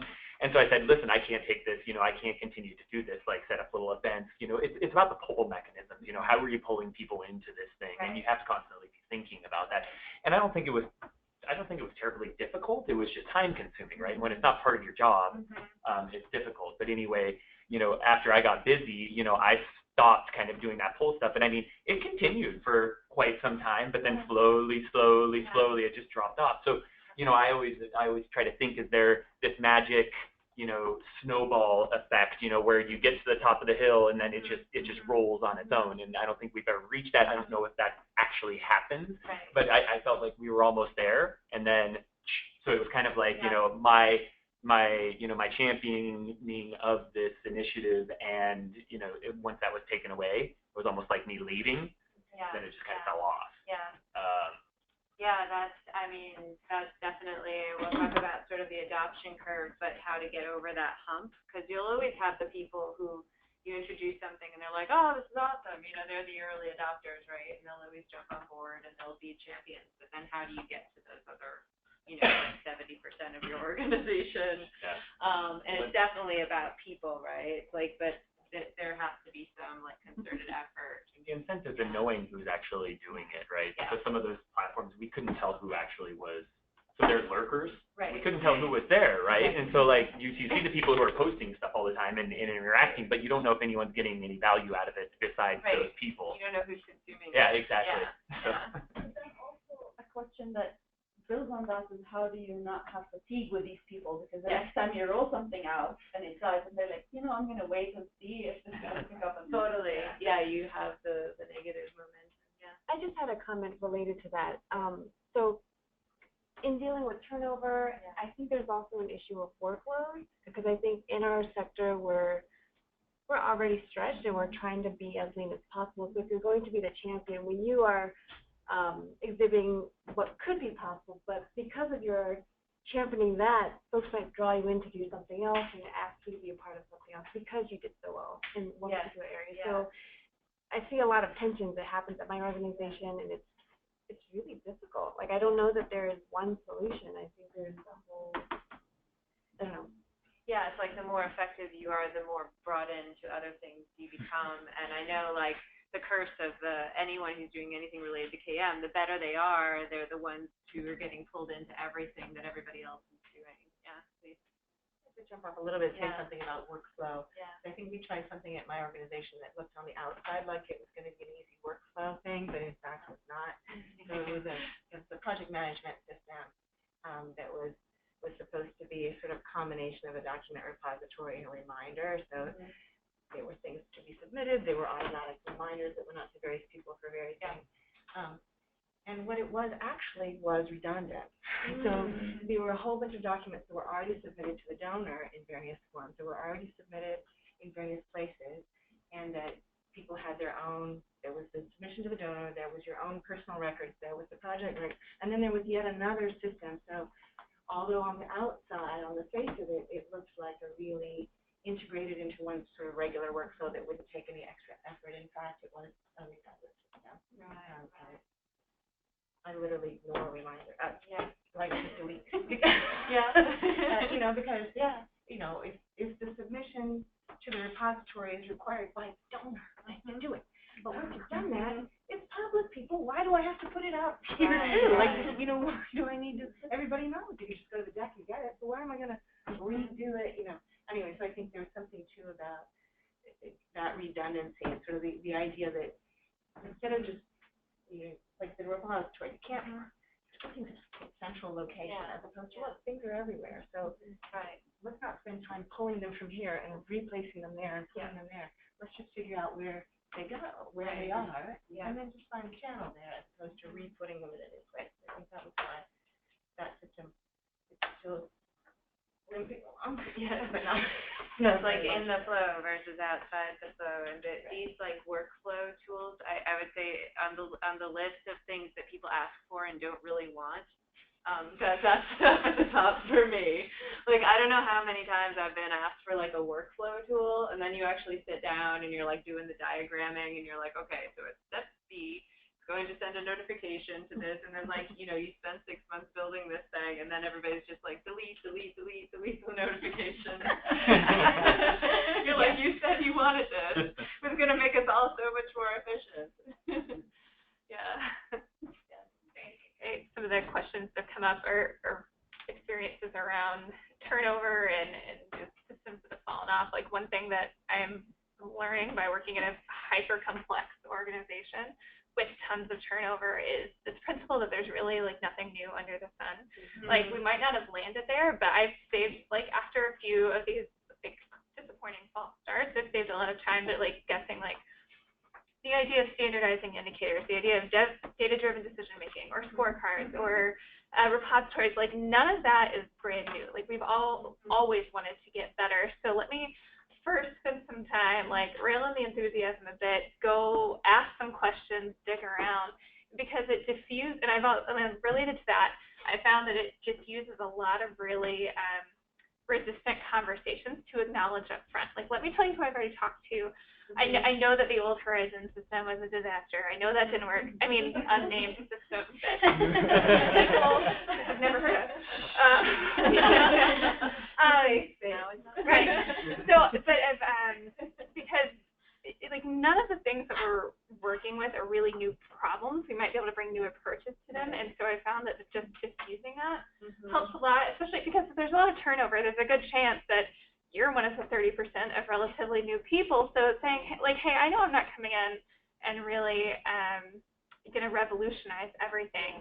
I've learned from the history of what's gone on. I've tracked down, we have old employee files, which are not super efficient, but like, I'm probably not the first person who's ever attempted to tackle this. Let me get there first, figure out what they've learned, acknowledge the issue, and then like pick up where they've left off. And do a little bit of time wasting to build the relationships. But I don't think it solves the problem, but it like at least saves a lot of stress and just discouragement, because you're like, I'm working really, really hard to do what I think you wanted, and yet you're already over it because 6 people have failed before.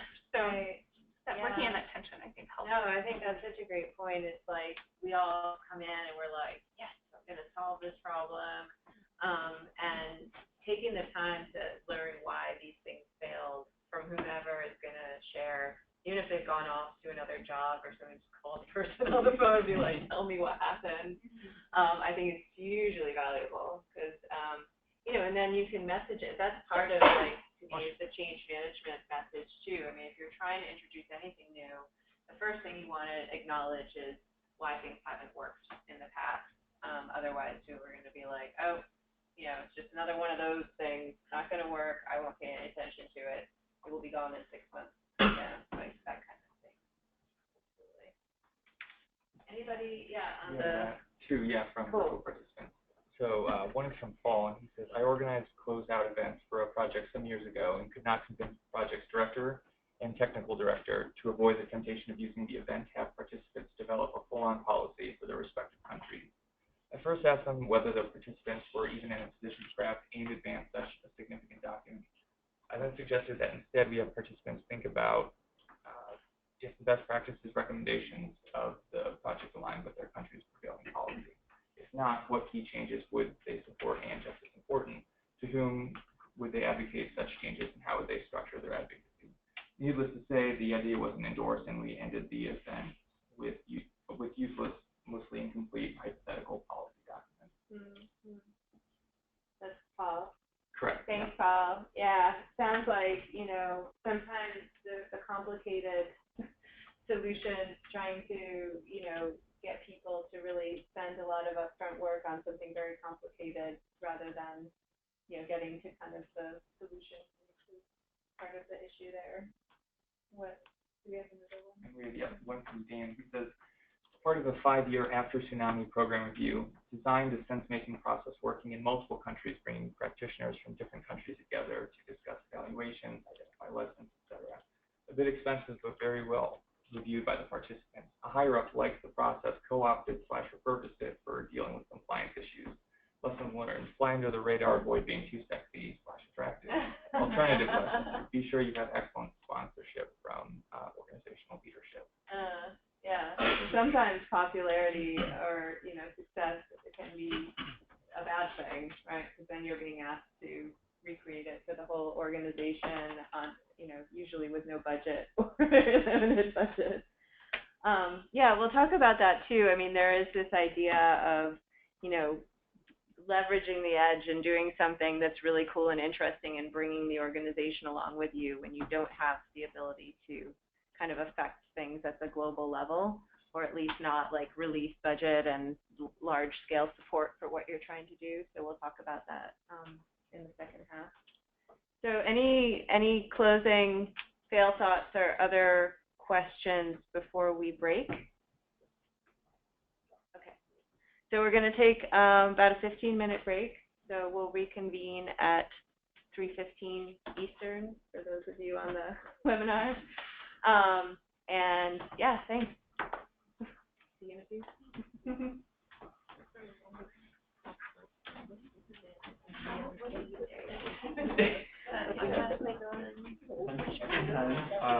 Yeah, But we're doing this now before like 3 weeks. Yeah. I was behind the like we're doing the discussion that you're now in the closet, which might not be entirely because part of the thinking of like let's be really targeted for like get your capacity whatever. Yeah. Okay. So welcome back.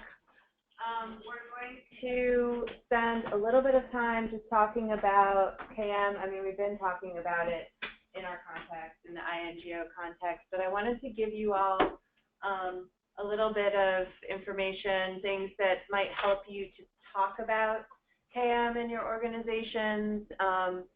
Some of the messaging that might be useful. It's probably, a lot of things that you're already thinking about, but just some different ways that I've used to frame it in the past that you might find useful. And then we're going to talk about some of, practical, like what does this look like in practice. So one of the ways, and especially since, on the wrong computer, the ways that I've had to talk about KM within the organizations that I work for and with is kind of understanding, and a lot of you are Merle people, and so you'll get this too, like, where does knowledge sort of fit on this continuum? Like we've got data, we've got information, we've got knowledge, what's the difference? How do these things fit together? Why do they need to be thought of together? And so one of the simple ways that I have characterized this is, you start with the data, right? That's the backbone. It's fairly easy, although it's not always super easy, but fairly easy to organize and catalog. And then you hopefully are using that data, so you're going through an analysis and interpretation of that data. Then, it turns into information because now it's contextualized and it's useful to somebody. And at that stage, I think in organizations where there isn't a lot of intentionality around knowledge management, it's often information that is taken and then directly guiding decisions, right? So like I take information, a sheet with, some analysis on it. I may not even get to the interpretation piece. Like I may not have time or the, will to really talk to different people about what this means to them. But it means something to me, certainly. So I'm going to take this, and especially if I'm a decision maker, I'm going to make some decisions based on this, right? So one argument for knowledge management is that if you take this and then you socialize it, right? You bring it into a space where discussion can happen, sense-making can happen, people can disagree about what this is saying, and they can do it in a way that's transparent enough that people who you didn't even maybe invite into that discussion can take part in that discussion. Now all of a sudden you're generating knowledge, right? The valuable stuff, the stuff that's actually the intelligence of your organization. Because this in itself just represents, a point in time. It could mean a lot of different things. But when you bring it into this space and you have intentionality around generating knowledge around this information, now you have something really valuable. And so the argument there is that if you do that properly, you're going to, once I get rid of this little flyout, have better informed decisions. And so we talk a lot in our sector about data-driven decision making. And now there's all this pushback on that, saying, well, you can't make decisions just based on data. You have to talk to people, and you have to make sense out of that data. Otherwise, you may make the wrong decision. You may see the data the wrong way. So if these are conversations that you're having in your organization, and if you feel like the decision-making process is not as well informed as it could be, this is one way of demonstrating what could be done differently. So, you know, another thing, I mean, these are just all kind of ways that KM can help. There are a lot of things that I think get talked about a lot at NGOs, and there are actually real ways that knowledge management approaches can help these things. Certainly one that I believe passionately about is sort of mission alignment. You know, how can you get all of the best minds and the most passionate people in your organization, especially those closest to the work in the field, feeding up to, you know, more impact and a better achievement of your mission. Getting those knowledge flows flowing is one way of doing that. We talked about program quality. I think for many, and a few were saying this during the break, at the leadership level, it's all about revenue, right? If it's not, you know, improving our bottom line, if it's not helping us win, then I'm not interested in it. But I think we all probably know in this room how important good knowledge management is to making high quality proposals. So I have no idea how many times I've heard stories of, oh, we keep using the same story over and over again, or the same work example over and over again. And there's no way that the donor doesn't notice because it's the same donor every time. So we're all doing this. And that's not making us as competitive as we could be. So, you know, if that's the challenge that your organization is up against and you want to win more proposals, then knowledge management and intentionality around that is a way of making that happen. I think in the field, often, I think, you know, maybe surprisingly, maybe not, this is where knowledge management often works best, like at a country program level, and sometimes even at a regional level, because people are passionate, they're close to the work, they're learning about it every day. They have very practical, real-world reasons why they need to transfer knowledge from one project to another. It may not always flow up, so it may not always be visible to the rest of the organization, but at that project or country level or that region level, often it works quite well. And I've had a lot of field staff say to me, we can teach people at HQ how to do knowledge management. And they need to, you know, basically link into what we're doing.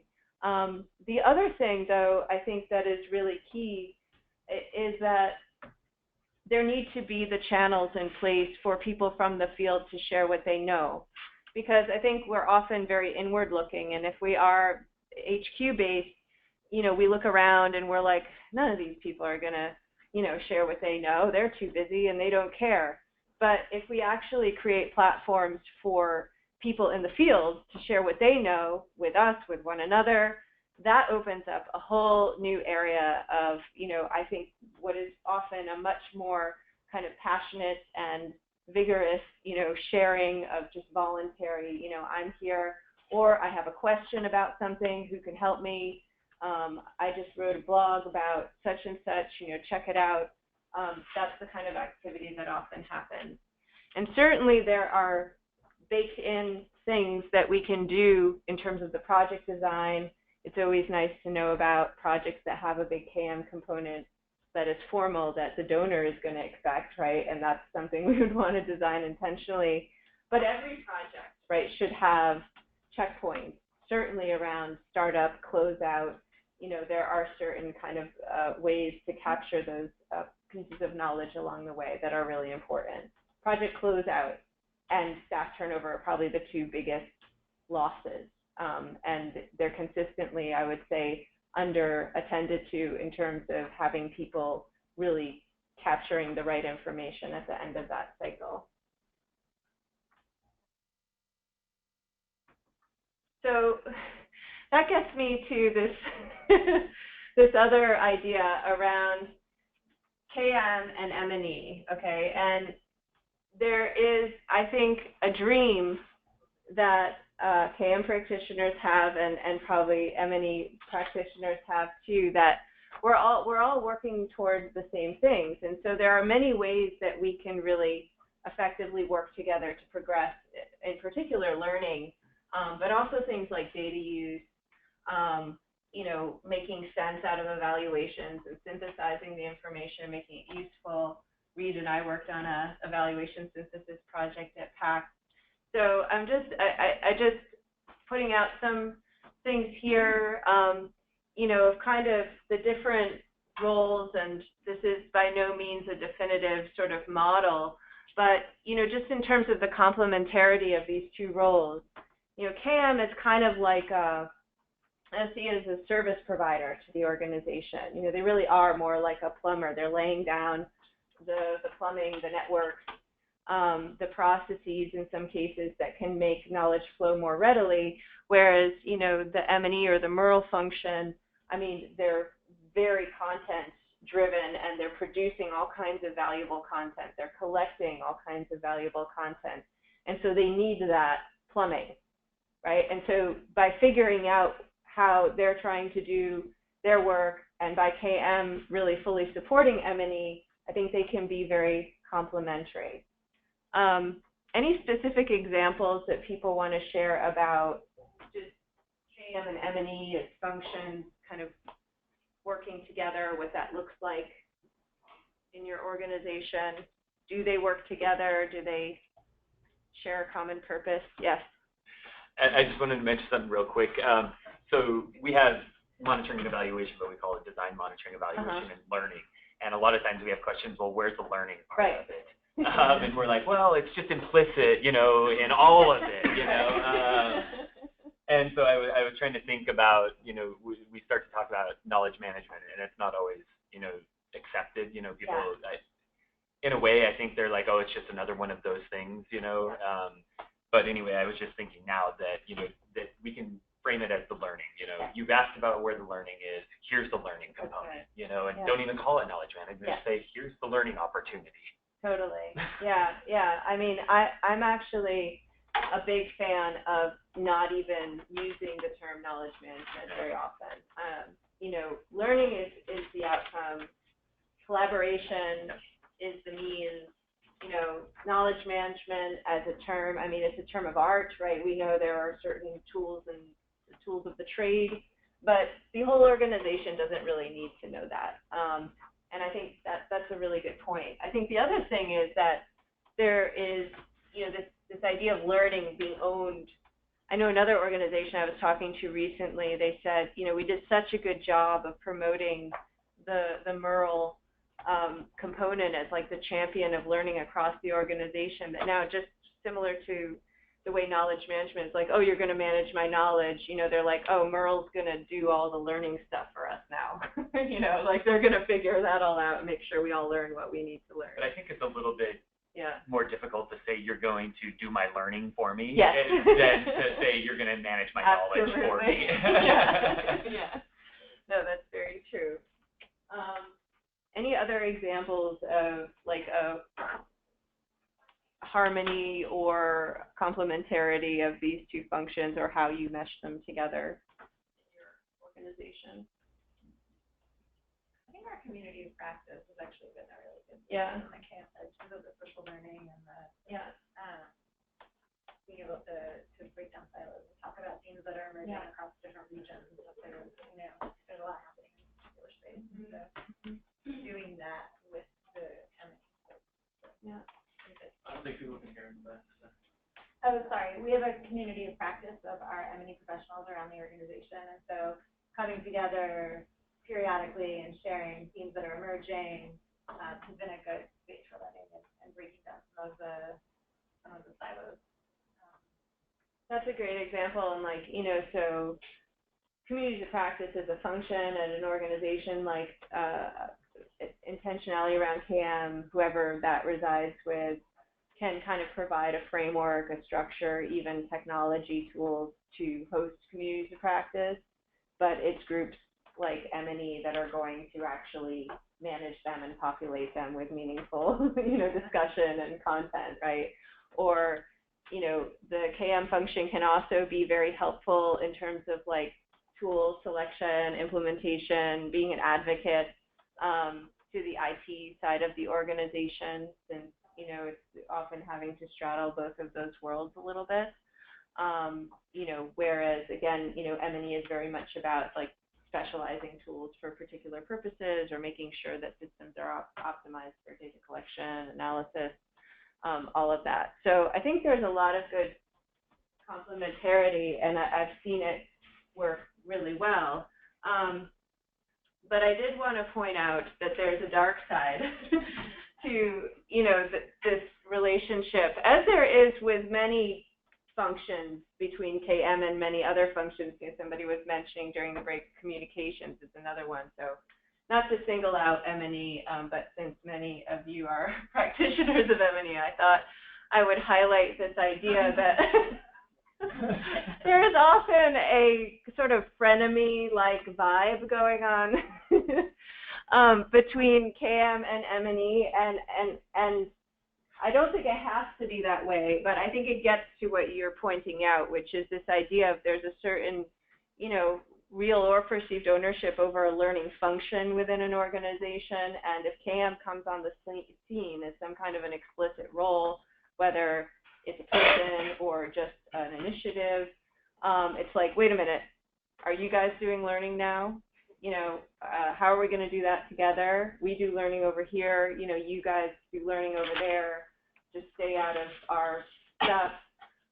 So it can get a little bit, territorial, and I think it's important to acknowledge that, and I think that having a clear strategy that everyone is feeding into as far as learning is concerned for the organization is important. I mean, I think that can reduce a lot of the tension, because everybody's just trying to get to the same result. I think they, KM people may see it a slightly different way or may come at it a slightly different way than an M&E practitioner, but in the end, we need to find the ways to work together. We're all working on the same stuff. So I think there's a way that we can definitely, kind of get over the frenemy relationship. I don't know if anyone kind of has anything to share about that piece. Yes. Yeah. So in our organization, when we were trying to put together the M&E, KM, and research function, we had to think about, well, what are we going to call ourselves? Right. And so we ended up using words that kind of mitigated this frenemy type, so we used performance, learning, and impact.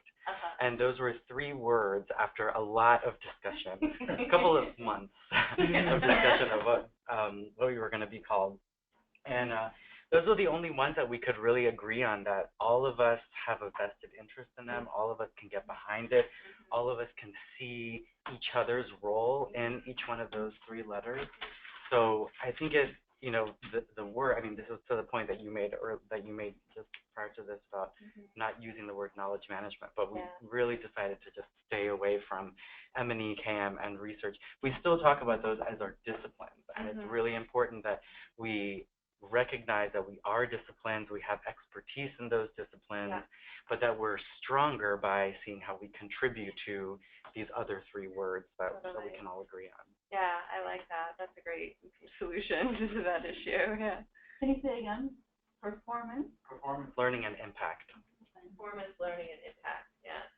Yeah. I mean, that's everyone who is in this space can rally behind that, and they can bring their own toolbox to the table and contribute to those goals, right? Without it being about what they do. Yeah. I work at Mercy Corps, and we had a similar experience. We don't have KM called out, but a little less than a year ago, we integrated our M&E, program management, gender integration, indicator, and data management functions, which were people all on different teams, and brought them together into one team because they had lots of work that was pushing up against one another. And so it was a naming challenge, and it's now the Program Performance and Quality team. And it's been the same process of seeing because we don't call it KM, but when you have that slide with M&E and KM, where I'm like, oh yeah, we do a lot of that too, but it's not really called out or elevated.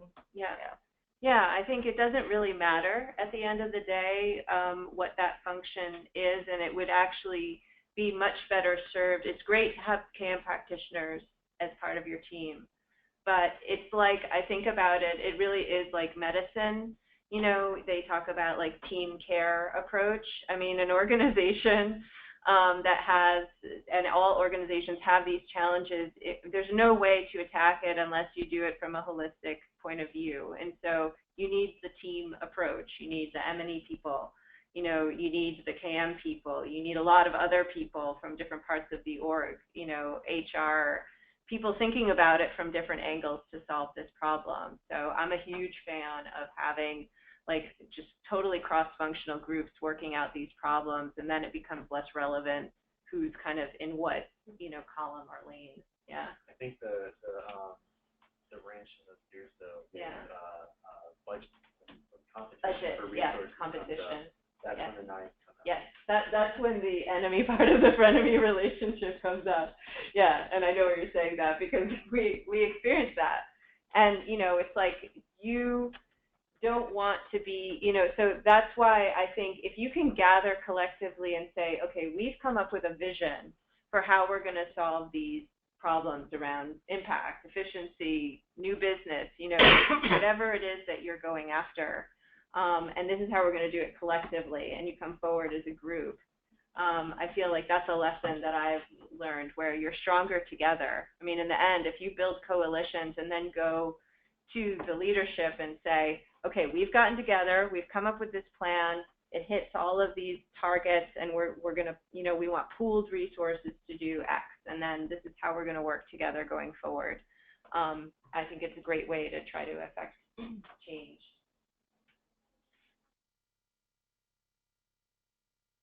All right. So these are not in any particular order, but, you know, this idea of, I think, you know, these are challenges that we're all living. You know, not having a strategy, it doesn't really matter what that strategy is called, but it's about declaring that there are commonly shared objectives and goals that you're tracking towards, and there are ways that you're going to measure your progress collectively and report out on it collectively. So whether you call yourself the learning team or the program effectiveness team or whatever it is that your banner is, you know, having the shared set of practices. Certainly, you know, I talk about no budget KM. You can be, I think there are two ways, right? You can wait until you get a budget, which is often, you might be waiting forever. Or you can just sort of do it in the spirit of volunteerism, in the sense that there are people throughout the organization who feel as passionate about you do as this. Start a community of practice around learning or program effectiveness or whatever it is that you're trying to do, and just work from there. So that's not to say that it's a showstopper, but it's something that people often experience as a challenge. I think that the one thing that is really important ultimately, because ultimately you're going to need some budget to do some part of this work that you want to do, is that you find that one thing within the, or maybe several things within the organizational strategy that is basically a roll-up of what you're trying to change. So, you know, if the leadership is saying we want to improve quality, you know, then you're saying, okay, this is how we're doing that, and this is how it's going to be measurable, and this is why we need a budget to do it, because it's in our organizational strategy.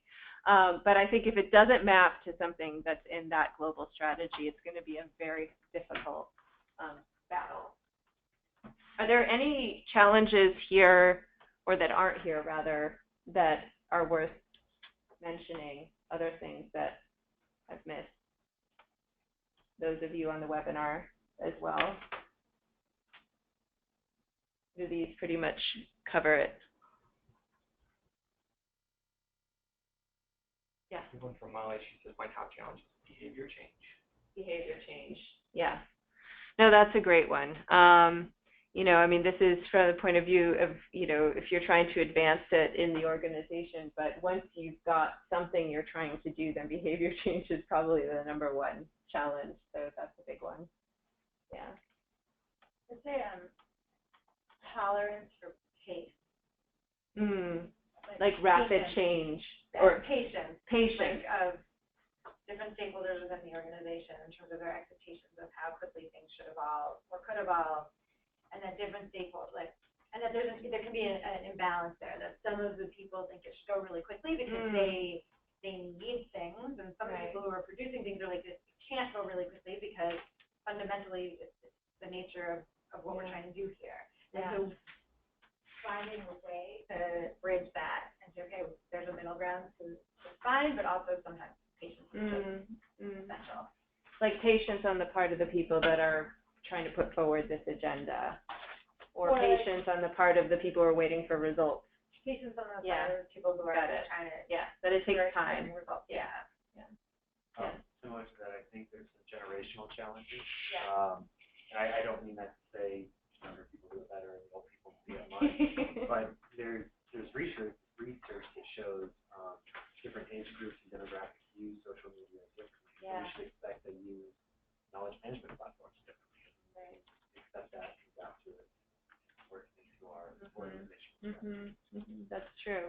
I mean, if you look at the literature, you know, that the for-profit industry is like, you know, looking at all the time around millennials in the workplace, and I mean, they're paying a lot of attention, and they're paying consultants a lot of money to do the research to figure out, you know, how millennials function and what kinds of tool sets they need and all of that. I think we absolutely need to pay attention, and we can benefit from that research because it directly affects our work environments as well. There's really no difference. We're all trying to be more efficient and empower people in their roles. Great. So these were some of the things I just wanted to highlight from the survey, you know, that people had shared previously. So lack of consistency, a lot of people mentioned that one, of just, you know, it means different things to different parts of the organization. You know, knowledge loss during staff turnover, lack of defined process. I thought this one was interesting. It's more about what people want to share versus what people want to know. And this is an interesting one because I think it actually gets to like what we were talking about earlier, the old school versus the new school. It's like everybody thinks what they're doing is super interesting and important, but what is it that actually the people in the organization want to know? And so a lot of what I think good KM practice is about is creating demand-driven systems. So you want to be able to capture you know, people's requests for information and what they got in return for that, and then it becomes indexed as part of, you know, the knowledge base or the brain of the organization, so that next time people want to know the same thing, they don't even have to ask that person. It's already, you know, there in the system.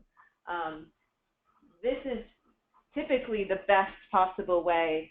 You know, I've done experiments where you could start off with a blank, let's say a blank S drive, for example. And then every time somebody requests a piece of information, like, oh, I need to find this, then you bring that over, and you bring that over. This is not, I'm not recommending that you do it this way, but if you did that, you would pretty much at some point, after so many requests, sort of reach a critical mass of these are actually the things that people are looking for most of the time. And if you have systems that do that in an automated way, right, they're capturing that, and obviously that's going to change, right? So 6 months from now, it's going to be a different set of things. Maybe 20% of those things people still look for, and everything else has turned over one. And so if you can capture that type of demand, then your system is learning, you know, and it's learning what people want, and it's also transforming itself every time a new request comes in. Because we don't know, we can't anticipate those things. Limited standardization, unclear roles. I feel like with the standardization of tools is a real thing. That's a real challenge. How many people in their organizations have a lot of people using like Dropbox? A fair amount of people, right? And then, you know, how many people in their daily work lives are using a non-organization sanctioned tool to do some aspect of their work? Yeah, like pretty much everybody, right? So, I mean, my belief is that there's nothing inherently wrong. Actually, that's exactly the kind of problem-solving behavior that you would expect from people who are passionate about their jobs.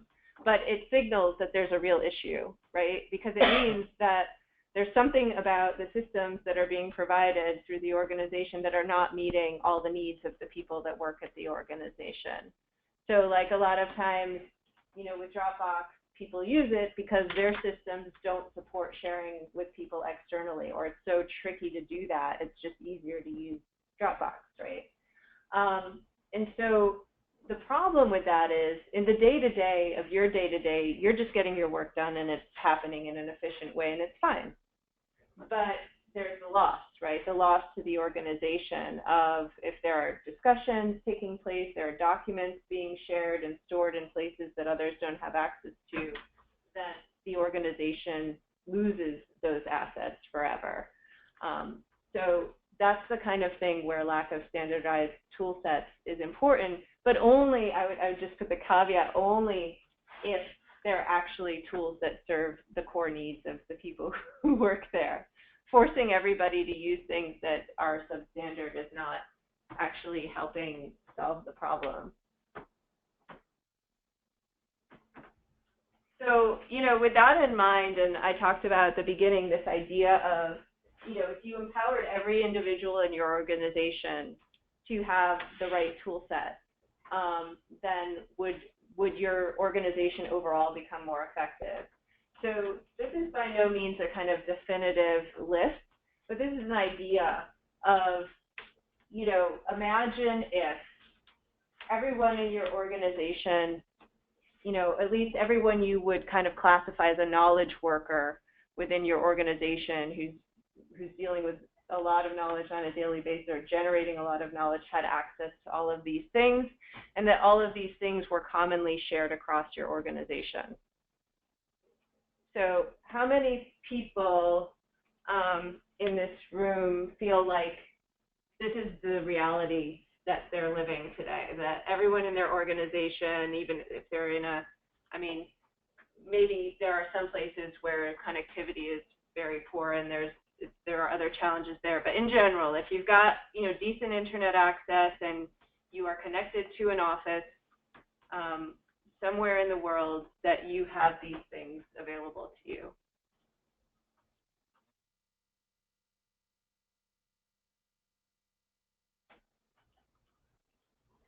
Raise your hand if you feel like anyone.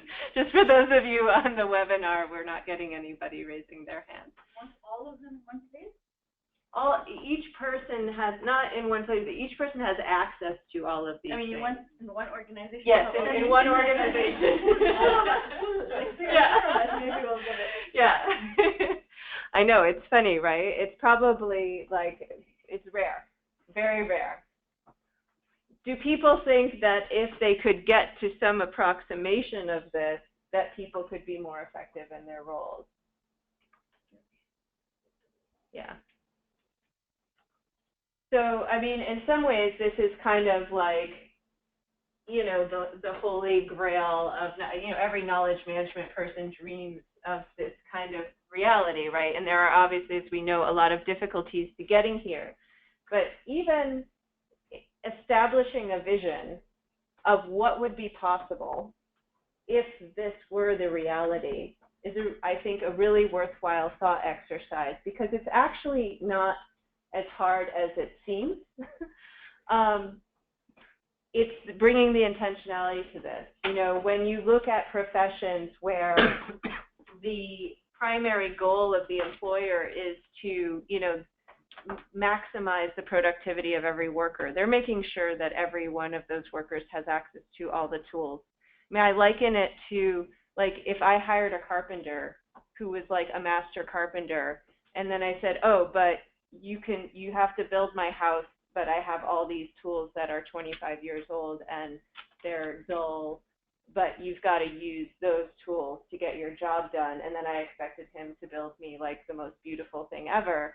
It would not be possible. And so I feel like this is the expectation, right? We are, in organizations that expect us to do our best work. They expect us to perform, exemplary, bringing all of our knowledge and all of our connections and history to bear in our roles, and yet we have a substandard set of tools to do it with, and they still expect exemplary results. And I think this is the crisis, and we spend a lot of time now as consultants trying to convince leaders that they are actually, basically making it impossible for the people in their organization to work effectively or at their maximum productivity or contribution. This is an important message, I think, to send within the organization. So the other thing that you will probably, and I'm sure many of you have already thought about this a lot, the idea that, what's the value proposition of this stuff? Okay, so if that's the vision, and the vision is every worker, every staff person maximally productive, happy, connected, plugged in, then what's the value of that? So I think number one we talked about, it's being competitive. I know all of us probably were surprised when we first came into this sector that there's more talk about revenue often at headquarters than anything else, but that's the reality that we live. And greater impact means greater revenue, and so that's impact is something we all care about. So how does this connect with the bottom line? And I think if you looked at the most effective organizations in the world, whether they're for-profit or nonprofit, they're going to have that connected worker. What knowledge do we need to keep innovating and being relevant, right? And that's something that I know is also a huge topic of discussion and interest in the INGO sector. Program outcomes and impact. I mean, are there particular things? I would try to get specific about that because program impact is a limitless topic. What does that actually mean? So try to get specific. For some organizations, it's like you have your signature program areas or your areas where you have that really special and unique technical expertise. So focus something there first and show value. Are there, challenges? I mean, we're all facing a challenge right now. This administration is a challenge. The constant policy changes are a challenge, so that's huge. And I don't think we need to be reminded that it's going to take a certain amount of collective effort and networking to get to solutions around that. And then, of course, I think, we were talking this morning, and it's like, depending on who your leadership is, all of them want to see a picture of what success will look like. And for some people, like in the case of the CEO at PACT, I think he would often be characterized as someone that was slightly ADD. He responded very well to visual representations of what the future would look like. So literally, the way that I successfully raised money for the initiative that I was trying to do was to present him with a picture of, this is what our organization looks like now. This is what the flows of information look like now, and this is what it's going to look like after. And he got it. I had been talking to him for 6 months about what this was all about, and he did not get it. And then I did that diagram in a state of frustration one night, and he got it. And so, but in other cases, you might have a boss or a leader who does not, who needs the 25-point concept note on why, but the message is really the same.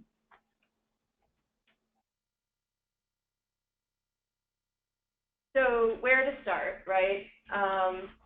The idea of, do you start top down, bottom up, somewhere in the middle?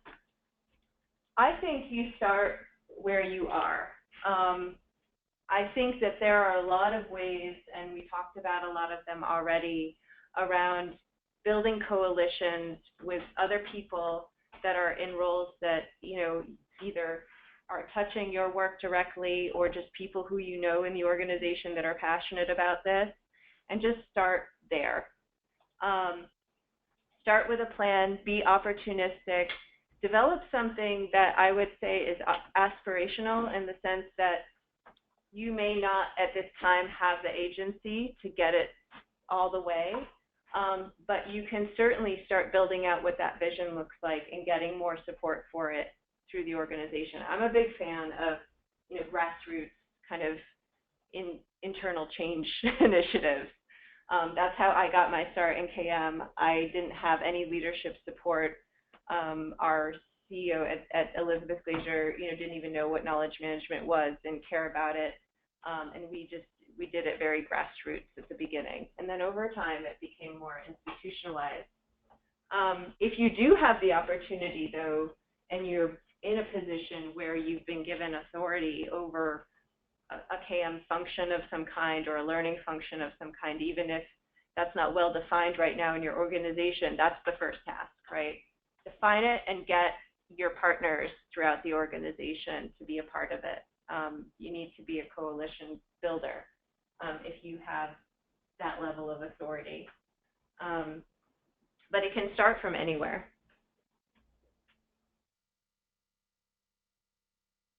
So before we go on to the next section, I wanted to just pause there for a moment. In terms of, and we'll have a little bit of time at the very end to talk a little more about next steps and practical issues, but any just like questions, reflections, like things that we talked about that are kind of like, yeah, that sounds great, but how do you actually do that? Anybody on the webinar too, please chime in. Anybody had an experience of like trying to do a grassroots or at least kind of a, starting from the bottom up or somewhere in the middle and hitting a roadblock or a snag along the way? My question is, how do you re-energize yourself after those roadblocks? Yeah. And then how do you persevere even though you keep having to convince people of this? That's a hard one. Yeah, I think that's the hardest thing. Thinking how valuable it is even just to gather in this way. Like I wish I had that when I was starting off in KM, because it's often a very lonely place to be in an organization. It's like no one understands what you do or what you're trying to do. And I think that it's important. I would say that's why the vision is so important. Like if you start with the vision, not even the how, but just like the vision, and you start getting people excited about that, I think that's really the best way. Because I feel like you'll find a lot of natural allies in the organization, that believe in the vision. They may not know how to get there. They may not, in some cases, like if the leadership, they don't even care how you're going to get there, at least at the beginning. But they can get excited about that, and then you don't feel so alone.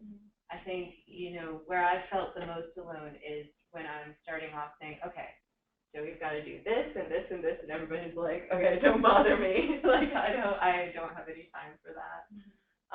But it's hard. It's not, like, I think having groups of people who are in other organizations that are doing the same things as you, or if you can go to conferences, be out there and learn from others who are doing this, that for me was a lifesaver.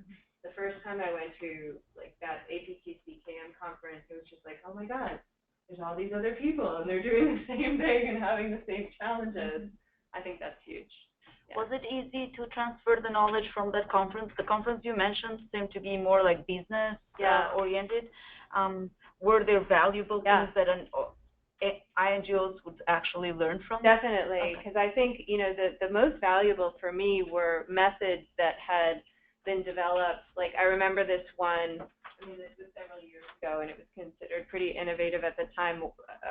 He was the head of training for the Army. Yeah. And, yeah. KM. Yeah, Yeah. he's kind of like my hero because he came in and he was like, I'm gonna like basically abolish PowerPoint. Like PowerPoint-based training will go away forever. And everybody was like, ugh, you know, what are you talking about? And so his vision was, you know, all these guys that are in the field, like they don't have time to sit through, you know, week-long trainings, and then it's irrelevant as soon as they get out in the theater, you know, it's gone. So he was all about social networks, and he had all these soldiers at the time on their BlackBerries, like texting, you know, into some messaging system that they created so that they could get real time. And he said the pushback was, well, how do we know that these soldiers are giving good advice to one another? What if they make a terrible mistake? And his point was, well, it's much more likely they're going to make a terrible mistake based on outdated information that took 2 years to publish and, you know, approve into a training than what some other soldier who's just been through the same thing they've been through is going to tell them to do. And in addition, everybody's going to see what that discussion is, and they can chime in and say, well, actually, you know, yes, but, and that kind of thing. So that really, like, opened my mind to what's possible. So yeah, I think there's a lot of value there. You might be providing these resources with what you send out later, but the KM for Dev group yes. Is a lifesaver. I realized when I started my new position at Global Communities that I hadn't registered with my new email address, and I hadn't been getting like the daily emails, and I felt so isolated. And so once I did that, and it's, you know, I'm starting to get those again, I feel better. And then the FSN network, managed by the TOPS program, they have a KM task force, and they're also fabulous. They have webinars and events, and it's a great group of practitioners. Very cool. Yeah, the community thing is huge because there's often just not enough people in your organization that are doing that, if at all. So definitely looking outside, and we'll have like a Google Doc because I would love for people to share like all the things that they're using or groups that they belong to. Because I think it's so important. So getting into just like the practical KM, and this is you know, the last kind of presentation piece of this. This is, you know, after like thinking about this for, you know, several years, and then, you know, starting this company and trying to kind of solve other people's problems for a change, you know, kind of broke down. I think, you know, one of the chief things that I often hear when we first come in working with a client is we don't know where to start. Like, we've got so many challenges at so many different levels, like it's hard to even make sense of what's going on and how can we possibly make progress. So we came up with this framework, and I think it's interesting because it kind of ties together relationships between things that aren't necessarily always thought of purely as KM, and they aren't. I mean, they're shared across many different functions, but they need to work together well. And I think it's the working together well where KM practice can really add value. So, you know, the basic idea is that you've got these different functions. So at the global strategy level, the things that are important here, and I'm saying this, that you don't need to have a global knowledge management strategy. I know a lot of people, including myself, spend a lot of time and have on global knowledge management strategies. Sometimes it makes a lot of sense. Other times it could be a waste of time because you don't have, you know, the budget or you don't need a formalized program. But you need a strategy and a roadmap of where you're trying to go. Again, it's the vision and how we're going to get there. Whatever that looks like in your organization, that's what you need. And the other piece that you really need is a governance piece, and this is often the piece that is missing. And what I mean by governance is, in particular, as it pertains to decision-making around IT investments, IT system design and implementation, often these things are happening and driven by IT, or they're happening and driven by whoever the department is that's paying for the system. Now, the problem with that in both cases is that IT rolls out systems that make sense to them and don't really make sense to anybody else, and departments do the same thing. They don't care if what they're rolling out doesn't integrate with this thing over here and actually isn't compatible with this other system that they didn't even know about that's rolling out 4 months from now. So that's why the governance is kind of the tying together and policing function that's making sure that all of these investments are rolling up into a meaningful system and that they're rolling up into that roadmap. So it's not to say, no, you can't do that. It's to say, yes, you can do that, but here's how we can do it in a way that's going to create an environment that makes sense for people, that, you know, our systems are compatible, they're talking to each other, and they're connected. Any thoughts about that piece?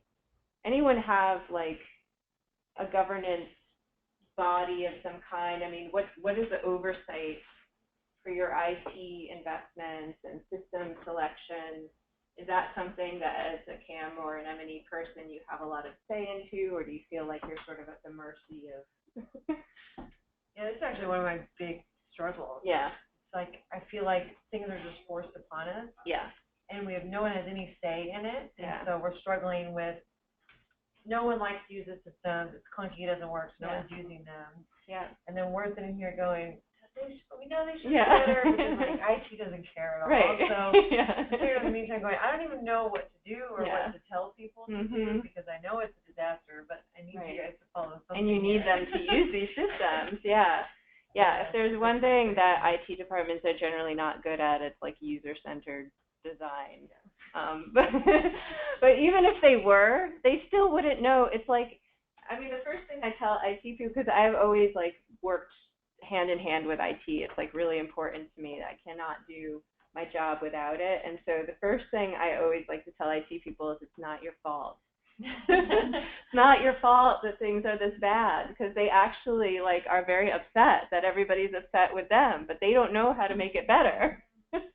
And you as KM practitioners or Merle people, like you can actually help make it better, but they have to be in partnership with you. And so, you know, I like to have a joint, you know, whether it's called, it could be called a lot of things. I've called it KM IT Council. Sometimes it's an IT KM Council. Sometimes it's something else. But the idea is that you actually have decision makers from each of the key departments within your organization that are in there and getting briefed on what's going on in the world of technology and KM, what's the roadmap for the coming year, who's got systems that they need, who's got systems that are getting upgraded, who's choosing those systems. There's a check and balance process that they have to go through. If somebody goes to a conference and it's like, oh my God, this thing is so cool, we need to buy it, they have to go through a process at that level to get the approval, which means that it's going to make sense for other people too. Or when there's a big investment in a system, the thinking is, how can we leverage this system for not just this department, but 3 other departments, and can we design it in a smart way that it's going to grow and phase over time. The other important piece about that body is that it has guiding principles that it makes its decisions by, that are agreed to by all the leaders that are represented there. So things like, it must be user-centered. It must actually represent an improvement or an increased efficiency over the systems we already have. If I'm introducing a new system, it should probably replace at least one other thing that we already have. And making sure there's no duplication, all of that stuff. So I can't emphasize enough how important that is. That's really critical, because without it, you could have the best vision and you could get everyone to agree to that vision, but then IT will just go off and do something else, or a department will go off and do something else. So it's critical. So then the other piece that often doesn't get thought of as like a formal segmentation, but it's super important, is the community and collaboration piece. So the community collaboration piece, all organizations at this point in time are using some kind of collaboration tool, usually lots of them, right? That's sometimes the problem. You know, one team is on Slack, one community of practice is using Google Groups, another group is using WhatsApp. I mean, it's like endless, the amount of different applications that are being used for collaboration. This is more about what is there an experience, a shared experience around collaboration and community in your organization? Like, where is the home? Where is the social kind of meeting point within your organization? Where can I go to find what communities of practice exist? Where can I go to find people anywhere in the organization that know about this particular thing? This is an absolutely critical thing that needs to be in place, because without it, you don't have the glue that's going to stick this stuff together. You know, you've got content, but you don't have, often we call it like a social layer, and it has to be shared. You know, if people in Uganda are using one thing, and then, you know, people at HQ are over here and over here, then there is no community. There's just a bunch of little islands of discussion, which is not adding up to anything valuable. Then content creation and management. And so here the goal is, you know, we talked about old school. And so, you know, like I said, it's not that we're throwing out the whole idea that content needs to have a place to live and it needs to be findable. The point here is that we want to optimize systems, A, for the content that is most important. You know, why would we have a system where 85% of the content that's in there is stuff nobody wants, nobody uses, it's out of date? And so, you know, I search for something and I'm getting a bunch of irrelevant results. Part of it is a system design thing. Part of it is a management issue of, you know, whatever that system is, it probably wasn't designed very well in the first place, and no one feels responsible for it. So just like with the community piece, and I think it's important to be having these discussions early on in your organization, there's a big cost savings in terms of productivity, hopefully in terms of new business and all kinds of other things that will be gained from this, but you cannot ultimately do it without investing people's time, looking at your systems and streamlining them. And many of you will be responsible for quantifying both the cost and the savings. And so when you're thinking about, like, if I'm saying, for instance, we need one person to be a librarian, I don't know, you know, this is a function. If we really want our repository to stay up to date, and the search to work, which takes constant kind of effort and refinement, and people are busy and they just need assistance to find something very quickly, because we're talking about a lot of content for most organizations. Add up all the time that people at your organization spend looking for stuff now and not finding it, and think about that compared to the salary of one person. And have that as a discussion, you know, and you can do surveys. It doesn't mean that this won't get solved without that dedicated person, but it does mean that there needs to be then a lot of attention paid to how the system is designed, knowing that it won't be actively managed. And, you know, there are a variety of ways to do that. And then finally, the data and information management, and I think the same rules apply here. So, you know, I mean, everybody's got databases, everybody's got systems. The question is, are people who are not expert users of that database or system, or are primarily concerned with generating data and entering it into the system, actually able to use it and derive meaning out of it? So oftentimes, you know, you'll see with these systems that people have spent, you know, in some cases, millions of dollars to optimize them, and there's just a fraction of people throughout the world that are actually using them, and the people who are making decisions around budget and all of this stuff, they cannot even get the information that they need out of the system or a response to a simple query. So I think what the KM practice brings, KM generally is not the one that's building databases, at least not alone, right? This would be something that you would do with a lot of different stakeholders. But they bring the lens of, can I feed this up into the rest of the organization and create meaningful knowledge out of the stuff that's in here, and how do I do that?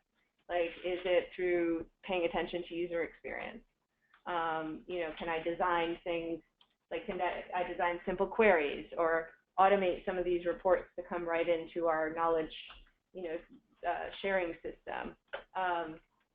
So there are different ways of thinking about this, but you don't want to overlook it because it's the backbone. It's what gives order to the universe of your organization, because this is the business of the organization usually resides in this layer.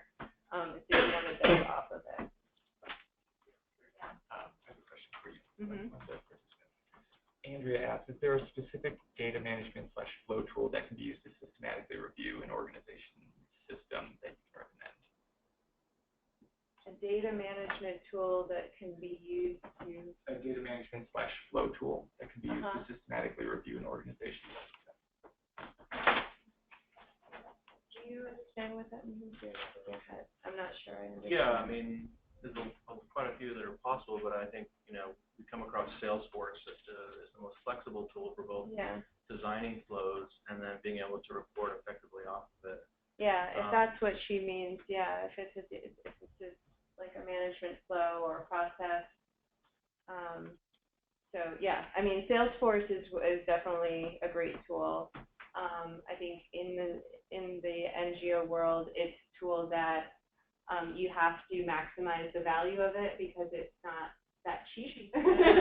Even though it's a huge discount for us, it's still not cheap. But that's exactly why you want to think about it from the point of view of extending the value of those systems. So there are plenty of ways that you can, without everybody in your organization having a Salesforce license, leverage the value of a Salesforce system. But it needs to be mapped out, it needs to be part of your roadmap, and you want to build that into how, the other pieces of that equation so that you can easily feed that information out to more people that don't have those licenses. I mean, it's unfortunate because people put so much time and investment into these systems, way more usually than they do with content management, certainly more than they do with community collaboration stuff. And yet the value to the overall organization is usually quite small. And, because there's limited visibility, you get, of these systems, you get a lot of data quality issues. People don't feel like they need to keep it up to date as often as they would normally. So the more you can extend the value, the more actually, quality data you're going to get in these systems. At least that's been my finding. So now I'm in, okay. Oh, people have already started the poll. Okay. So this is the next poll. So I'm curious to know, at your organization, which of these 4 domains do you feel, is the most in need of improvement? So we've got global strategy, community and collaboration, content creation and management, data and information management, or all of them. And recognizing that, all of them probably could be improved, but if there's one that's particularly acute, that's the one to choose.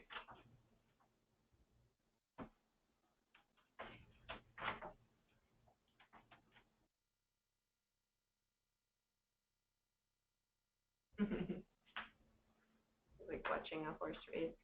I was just thinking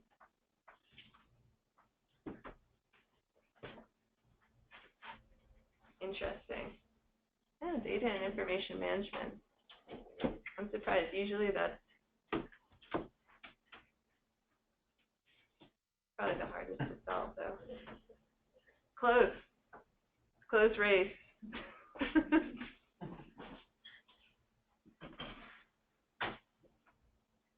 So, okay, interesting. So about 27% of people are saying all of them. Looks like data and information management is is a close second. So just briefly, let me hear from a few of you, and please those on the webinar as well. What in particular about data and information management is so challenging at the moment? Just use of it. So we create and collect tons and tons of data, but like Garrett, I'm also from LWR, so learning doesn't happen. Yeah, so they're not using it to inform current projects and then make decisions to improve future projects. It's just not the use of the information. So it sits there and it exists and no one makes use of it. That's a great, that's a great example of why it's so important to have those different layers feeding up into each other, because often it lives off on its own data island, right? And so the only people who go there are people who either enter data or they're doing analysis all the time, not like people who are managers, people who are working in projects. Yeah. What else about any of these that people want to point out, any particular challenges?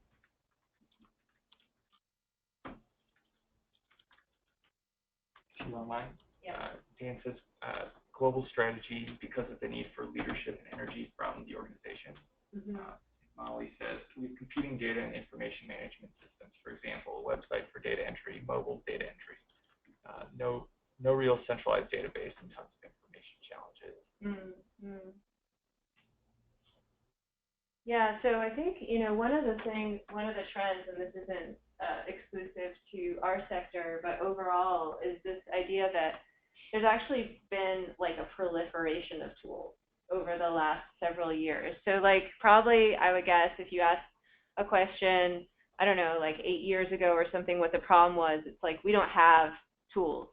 Now we have too many tools. So, like so much of the time now, I'm hearing people like, we need to standardize, we need to, centralize, we need to find ways of using shared tool sets, whereas before it was like, we need access to more tools. So it's an interesting trend. I think it's one to pay attention to, and I feel like there's a bit of a hangover of organizations realizing like, oh, geez, we can't just keep spinning up new tools every time we have another issue. We actually have to think about systems that are either cross-cutting, that talk to each other. So now everybody's like trying to figure out how can we integrate these things. Did we even choose tools that talk to each other? Maybe we didn't. Maybe we never even thought about that because we didn't have a governance group that was reminding us we had to have that as one of our criteria. So I think that this is a lot of what the focus is right now is, at the highest performing, when I think about like a really slick, high performing, for-profit company, it's like everything's integrated, everything's talking to each other. The CEO comes in and, she's got like a dashboard of everything that's going on in the organization, and I think that's the dream, right? But I think the proliferation of tool sets that don't talk to each other makes that almost impossible. It was like, I think you remember this, Reed, one of the other things that was interesting that happened at PACT was the CEO for years wanted a dashboard. It was like from the time that he came in, he was like, I just want a dashboard. When I get to work, I'm going to see like how our programs are performing, burn rates and new business won, and everything on one screen, right? And so before I had even got there had been several efforts done to create this dashboard. None of them actually materialized. Then there was an effort to bring in a BI, somebody saw business intelligence software, and they were at a conference. They were like, this is really cool. This is the dashboard, So they brought in these very smart business intelligence people, and they're like, yes, we can build this dashboard for you. Contracts got signed. Then they started looking at the databases that were existing in the organization and saying, wait a minute, like, we can't actually give you the dashboard because these databases are crazy and they're incomplete and they don't talk to each other. So, like, no amount of fancy software is going to actually solve this problem. And so that was a good lesson, I think, because sometimes you actually just have to start at the basic data layer. Like, does the data layer within your organization actually make sense? Do you have all these, once that is clean and you don't have all these duplicative record types and other things that are going on, then it's easy to do good analysis. Then it's easy to build the dashboard. So approaching that problem from the right angle is important. I think that's where KM, M&E, and IT all need to be very good friends. Totally. Yeah. Not frenemies. Friends. Yeah, and see the value of one another and support each other to say, I can make your life easier. But that everyone can say that to one another. Be like, let's figure out how to collaborate. Yeah. That's so true. So yeah, because I mean, when you can get over the territory thing, or legacy, or people feel bad because they're getting blamed for stuff, or whatever the issue, it's true. Like, there's a natural friendship and symbiosis that can happen. And I think personally, my experience has been that IT people in particular are relieved when people want to work in partnership with them in a way where they get to be successful.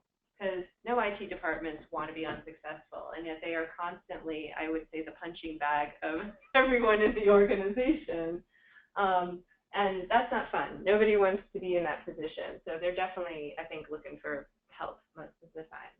You have to approach them in the nice way. Take them out for some drinks or food. Cajole them. So just in terms of, like, I'm just going to go through these real quick because we want to wrap up. But I want to just show you, like, some examples, just visual examples, and I'll share these slides of, like, different components of KM work and what it looks like, just in terms of the stuff that we've been doing. So organizational learning assessments, these are good, again, not because you're just going for organizational learning, but as a diagnostic tool. I find that we're using all different ways of just diagnosing where the problem really is. I mean, to somebody's point earlier, often what people tell you is the problem isn't really the problem. So you've got to, like, do the 5 whys and anything you can do to kind of uncover the truth. This is one way. Obviously surveys are really important. IT systems assessments are really good. Like, if you think about, so breaking it down into these different layers and saying, okay, if we have a benchmark of, like, a good collaboration, system would have this, and then we compare our systems to that, how would it fare? These are things that also get the attention of leadership in terms of scoring sort of the state of your technology. Obviously, you need to partner with IT on this one, but it can be really effective because they may also be frustrated. Pretty maps and pictures. This is a technique that we use a lot to map out what the IT infrastructure within the organization looks like in a way that normal people can understand.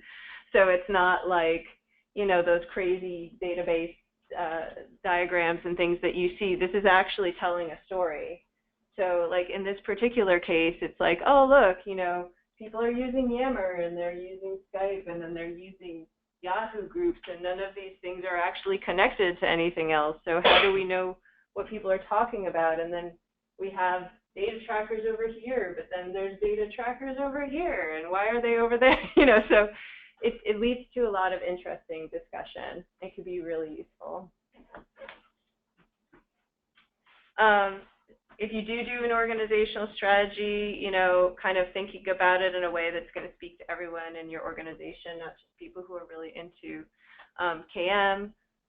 Phasing is really important. So again, if you've got an idea and you sort of agree on a roadmap, like, how can you put it into phases? So both from a budget perspective and just from people taking in information perspective, they can see, like, a quarter by quarter sort of progress that can be measured rather than getting overwhelmed and saying this is never going to become a reality.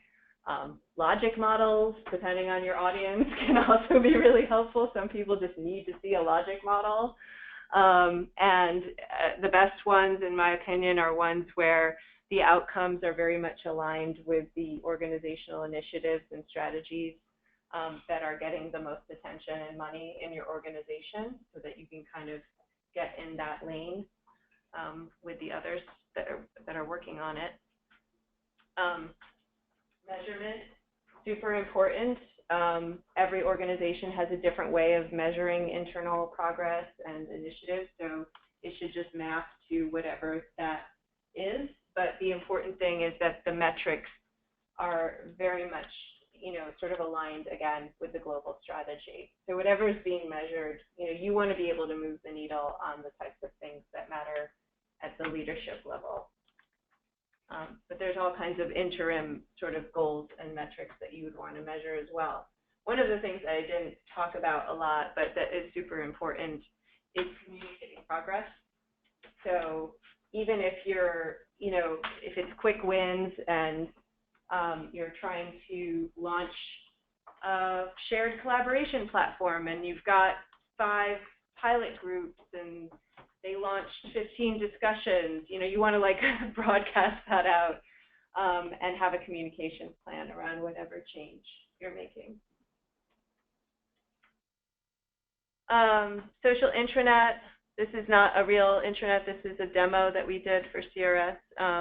So credit to them for helping us come up with this idea. But,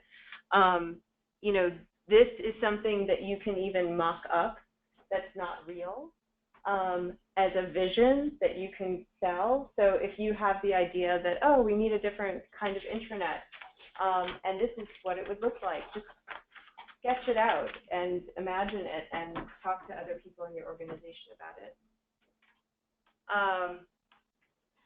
We've talked mostly about internal stuff, but I also wanted to highlight the idea that these same rules apply for those of you who do a lot of external facing work, or you have large partner networks and you're trying to leverage the knowledge within those networks. So thinking about the communities in particular and how they might benefit your partner networks, that's another area. This is actually real LIRS, who does a lot of work with external partners, did an external community, and it was really successful.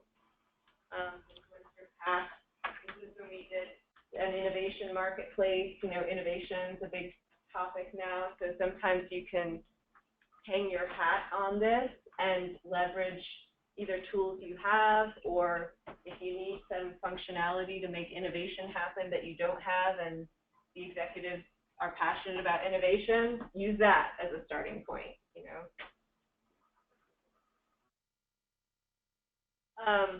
Just being intentional. If you are in the community building phase, you want to really think about the structure of this community. Obviously it will be dictated a little bit by the tools you use, but it's important to map that out before you start building stuff.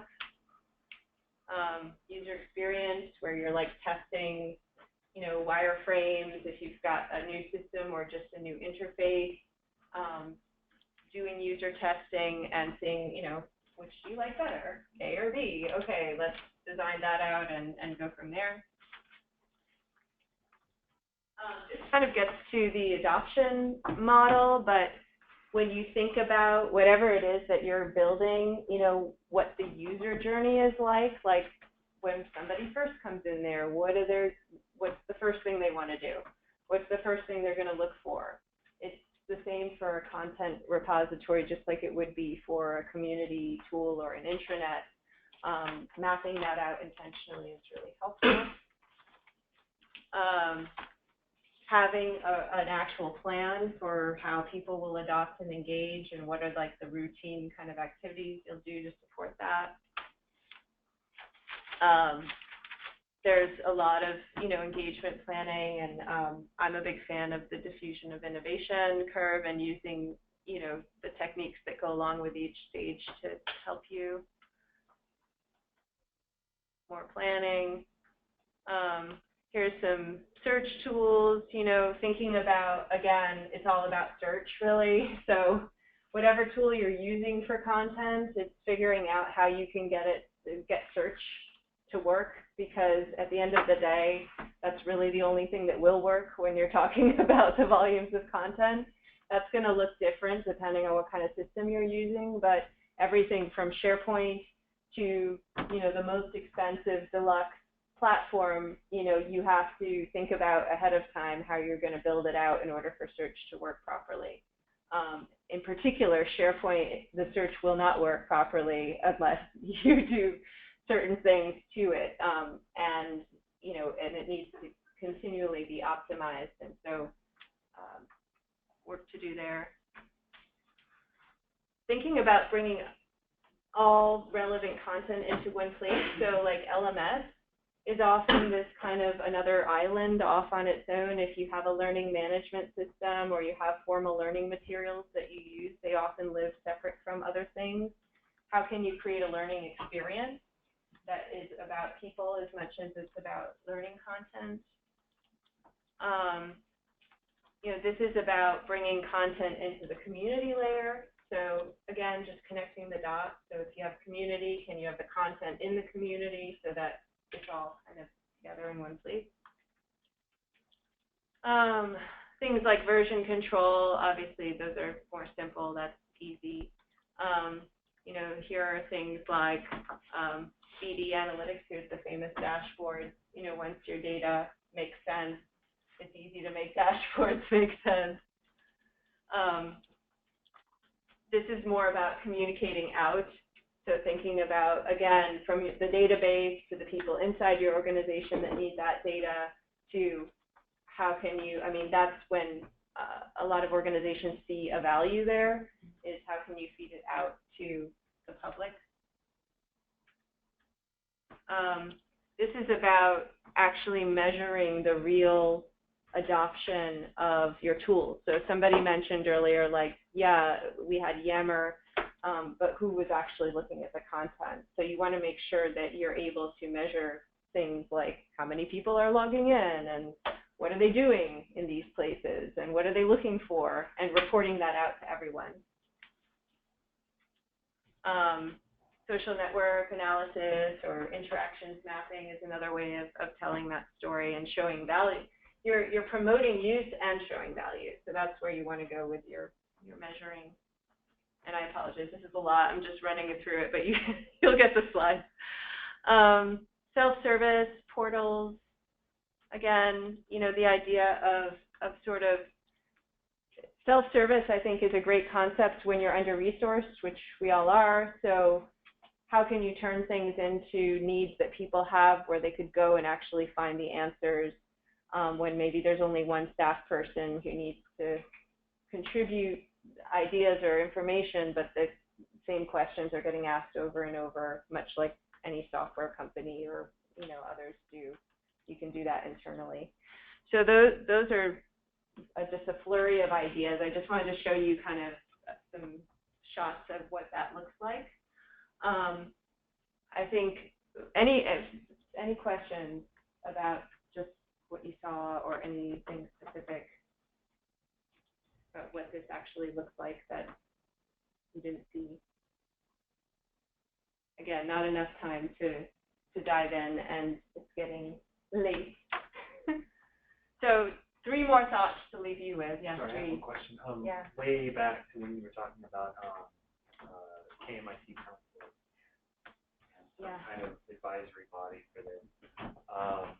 You mentioned some roles that group play. Do you have like a draft template POR? Yeah. You want to share that? Totally. Yeah, I can definitely share that. You know, like the principles and just sort of, yeah, like the POR for a group like that. It's a great way to start off. Like, it's great to have it from the beginning. So 3 more thoughts. Human-centered design, but obviously the whole point of human-centered design is like there's what people want and then what actually makes sense. So keeping that sort of all in check. I mentioned this earlier, this idea of leverage the edge I think is pretty cool. It actually, I mean, in my experience, it works. This guy, John Seeley Brown, he does, I think, a bunch of work at the Deloitte, like, Edge Institute or something that he created, but it's pretty cool. It's basically like, how do you bring an organization forward that is kind of stuck where it is, and you don't feel that you have the agency to affect total organizational change. And he's got a lot of really useful thinking there. And then finally, this idea of diffusion of innovation. And I think, you know, my big takeaway for this idea is that when I've seen this work is when you need to obviously get your early adopters on board, but the idea is that these people will only start doing something when these people tell them to do it, not when you tell them to do it. And I think that's the secret of this curve. And so, you know, your goal is to figure out how can you get those people to tell those people why this is such a good idea. Lots of ways to do that, but we don't have time to talk about that now. So that's it. I did just want to emphasize, like, I feel like, you know, obviously everyone who came today cares about this stuff, cares enough to take, you know, a few good hours out of your day to be here, and I really appreciate that. I hope you feel good about what we talked about, and hopefully this helps you in some small way to do better. I think that there is no sort of shortage of MacGyverism and maverickness, you know, in the room of people who do KM or they do Merle. And so I just want to encourage you all to keep doing that, you know, and reach out and support one another as you do that, because, you know, that in itself is a rapid iteration process of learning from hopefully other people's failures. So thanks also for sharing some of those today. And that's where we're going to wrap up. So we're at time pretty much, but any last things that people wanted to share before you go home, hopefully, for the day or somewhere fun? We're good? Anybody on still on the webinar? For those of you, I should say, for those of you still on the webinar, awesome job. I applaud you. I'm sure you've been multitasking, and that's also great, but just that you hung in there for 4 hours, thank you very much. That was a huge effort. Just got a response to that. Thank you for the webinar. Can't tell you how many times I laughed out loud and nodded my head because I felt the same pain that others shared. Shouldn't feel less alone. Great stories. Oh, great. Yeah, no, thanks everybody. It's been really good. So appreciate it. Thanks for having me. And yeah, hopefully this will be one of many conversations and sharing sessions that you all have. I think it's great you kind of have your own mini community within the working group that is forming. So very cool. I know there's some ideas around following up and kind of seeing what this group wants to do next and kind of help each other with. And so I know you'll be hearing some stuff soon on that front. Yeah. Yeah. And I should say we'll also send around the resources. And as part of that, I'm going to have a link to just a very brief, like, I don't know, maybe 4 or 5 question survey. Just tell me what you liked, what you didn't like, any kinds of information for the purposes of this group that you'd like to cover in the future, not necessarily by me, but just in general. And yeah, thanks.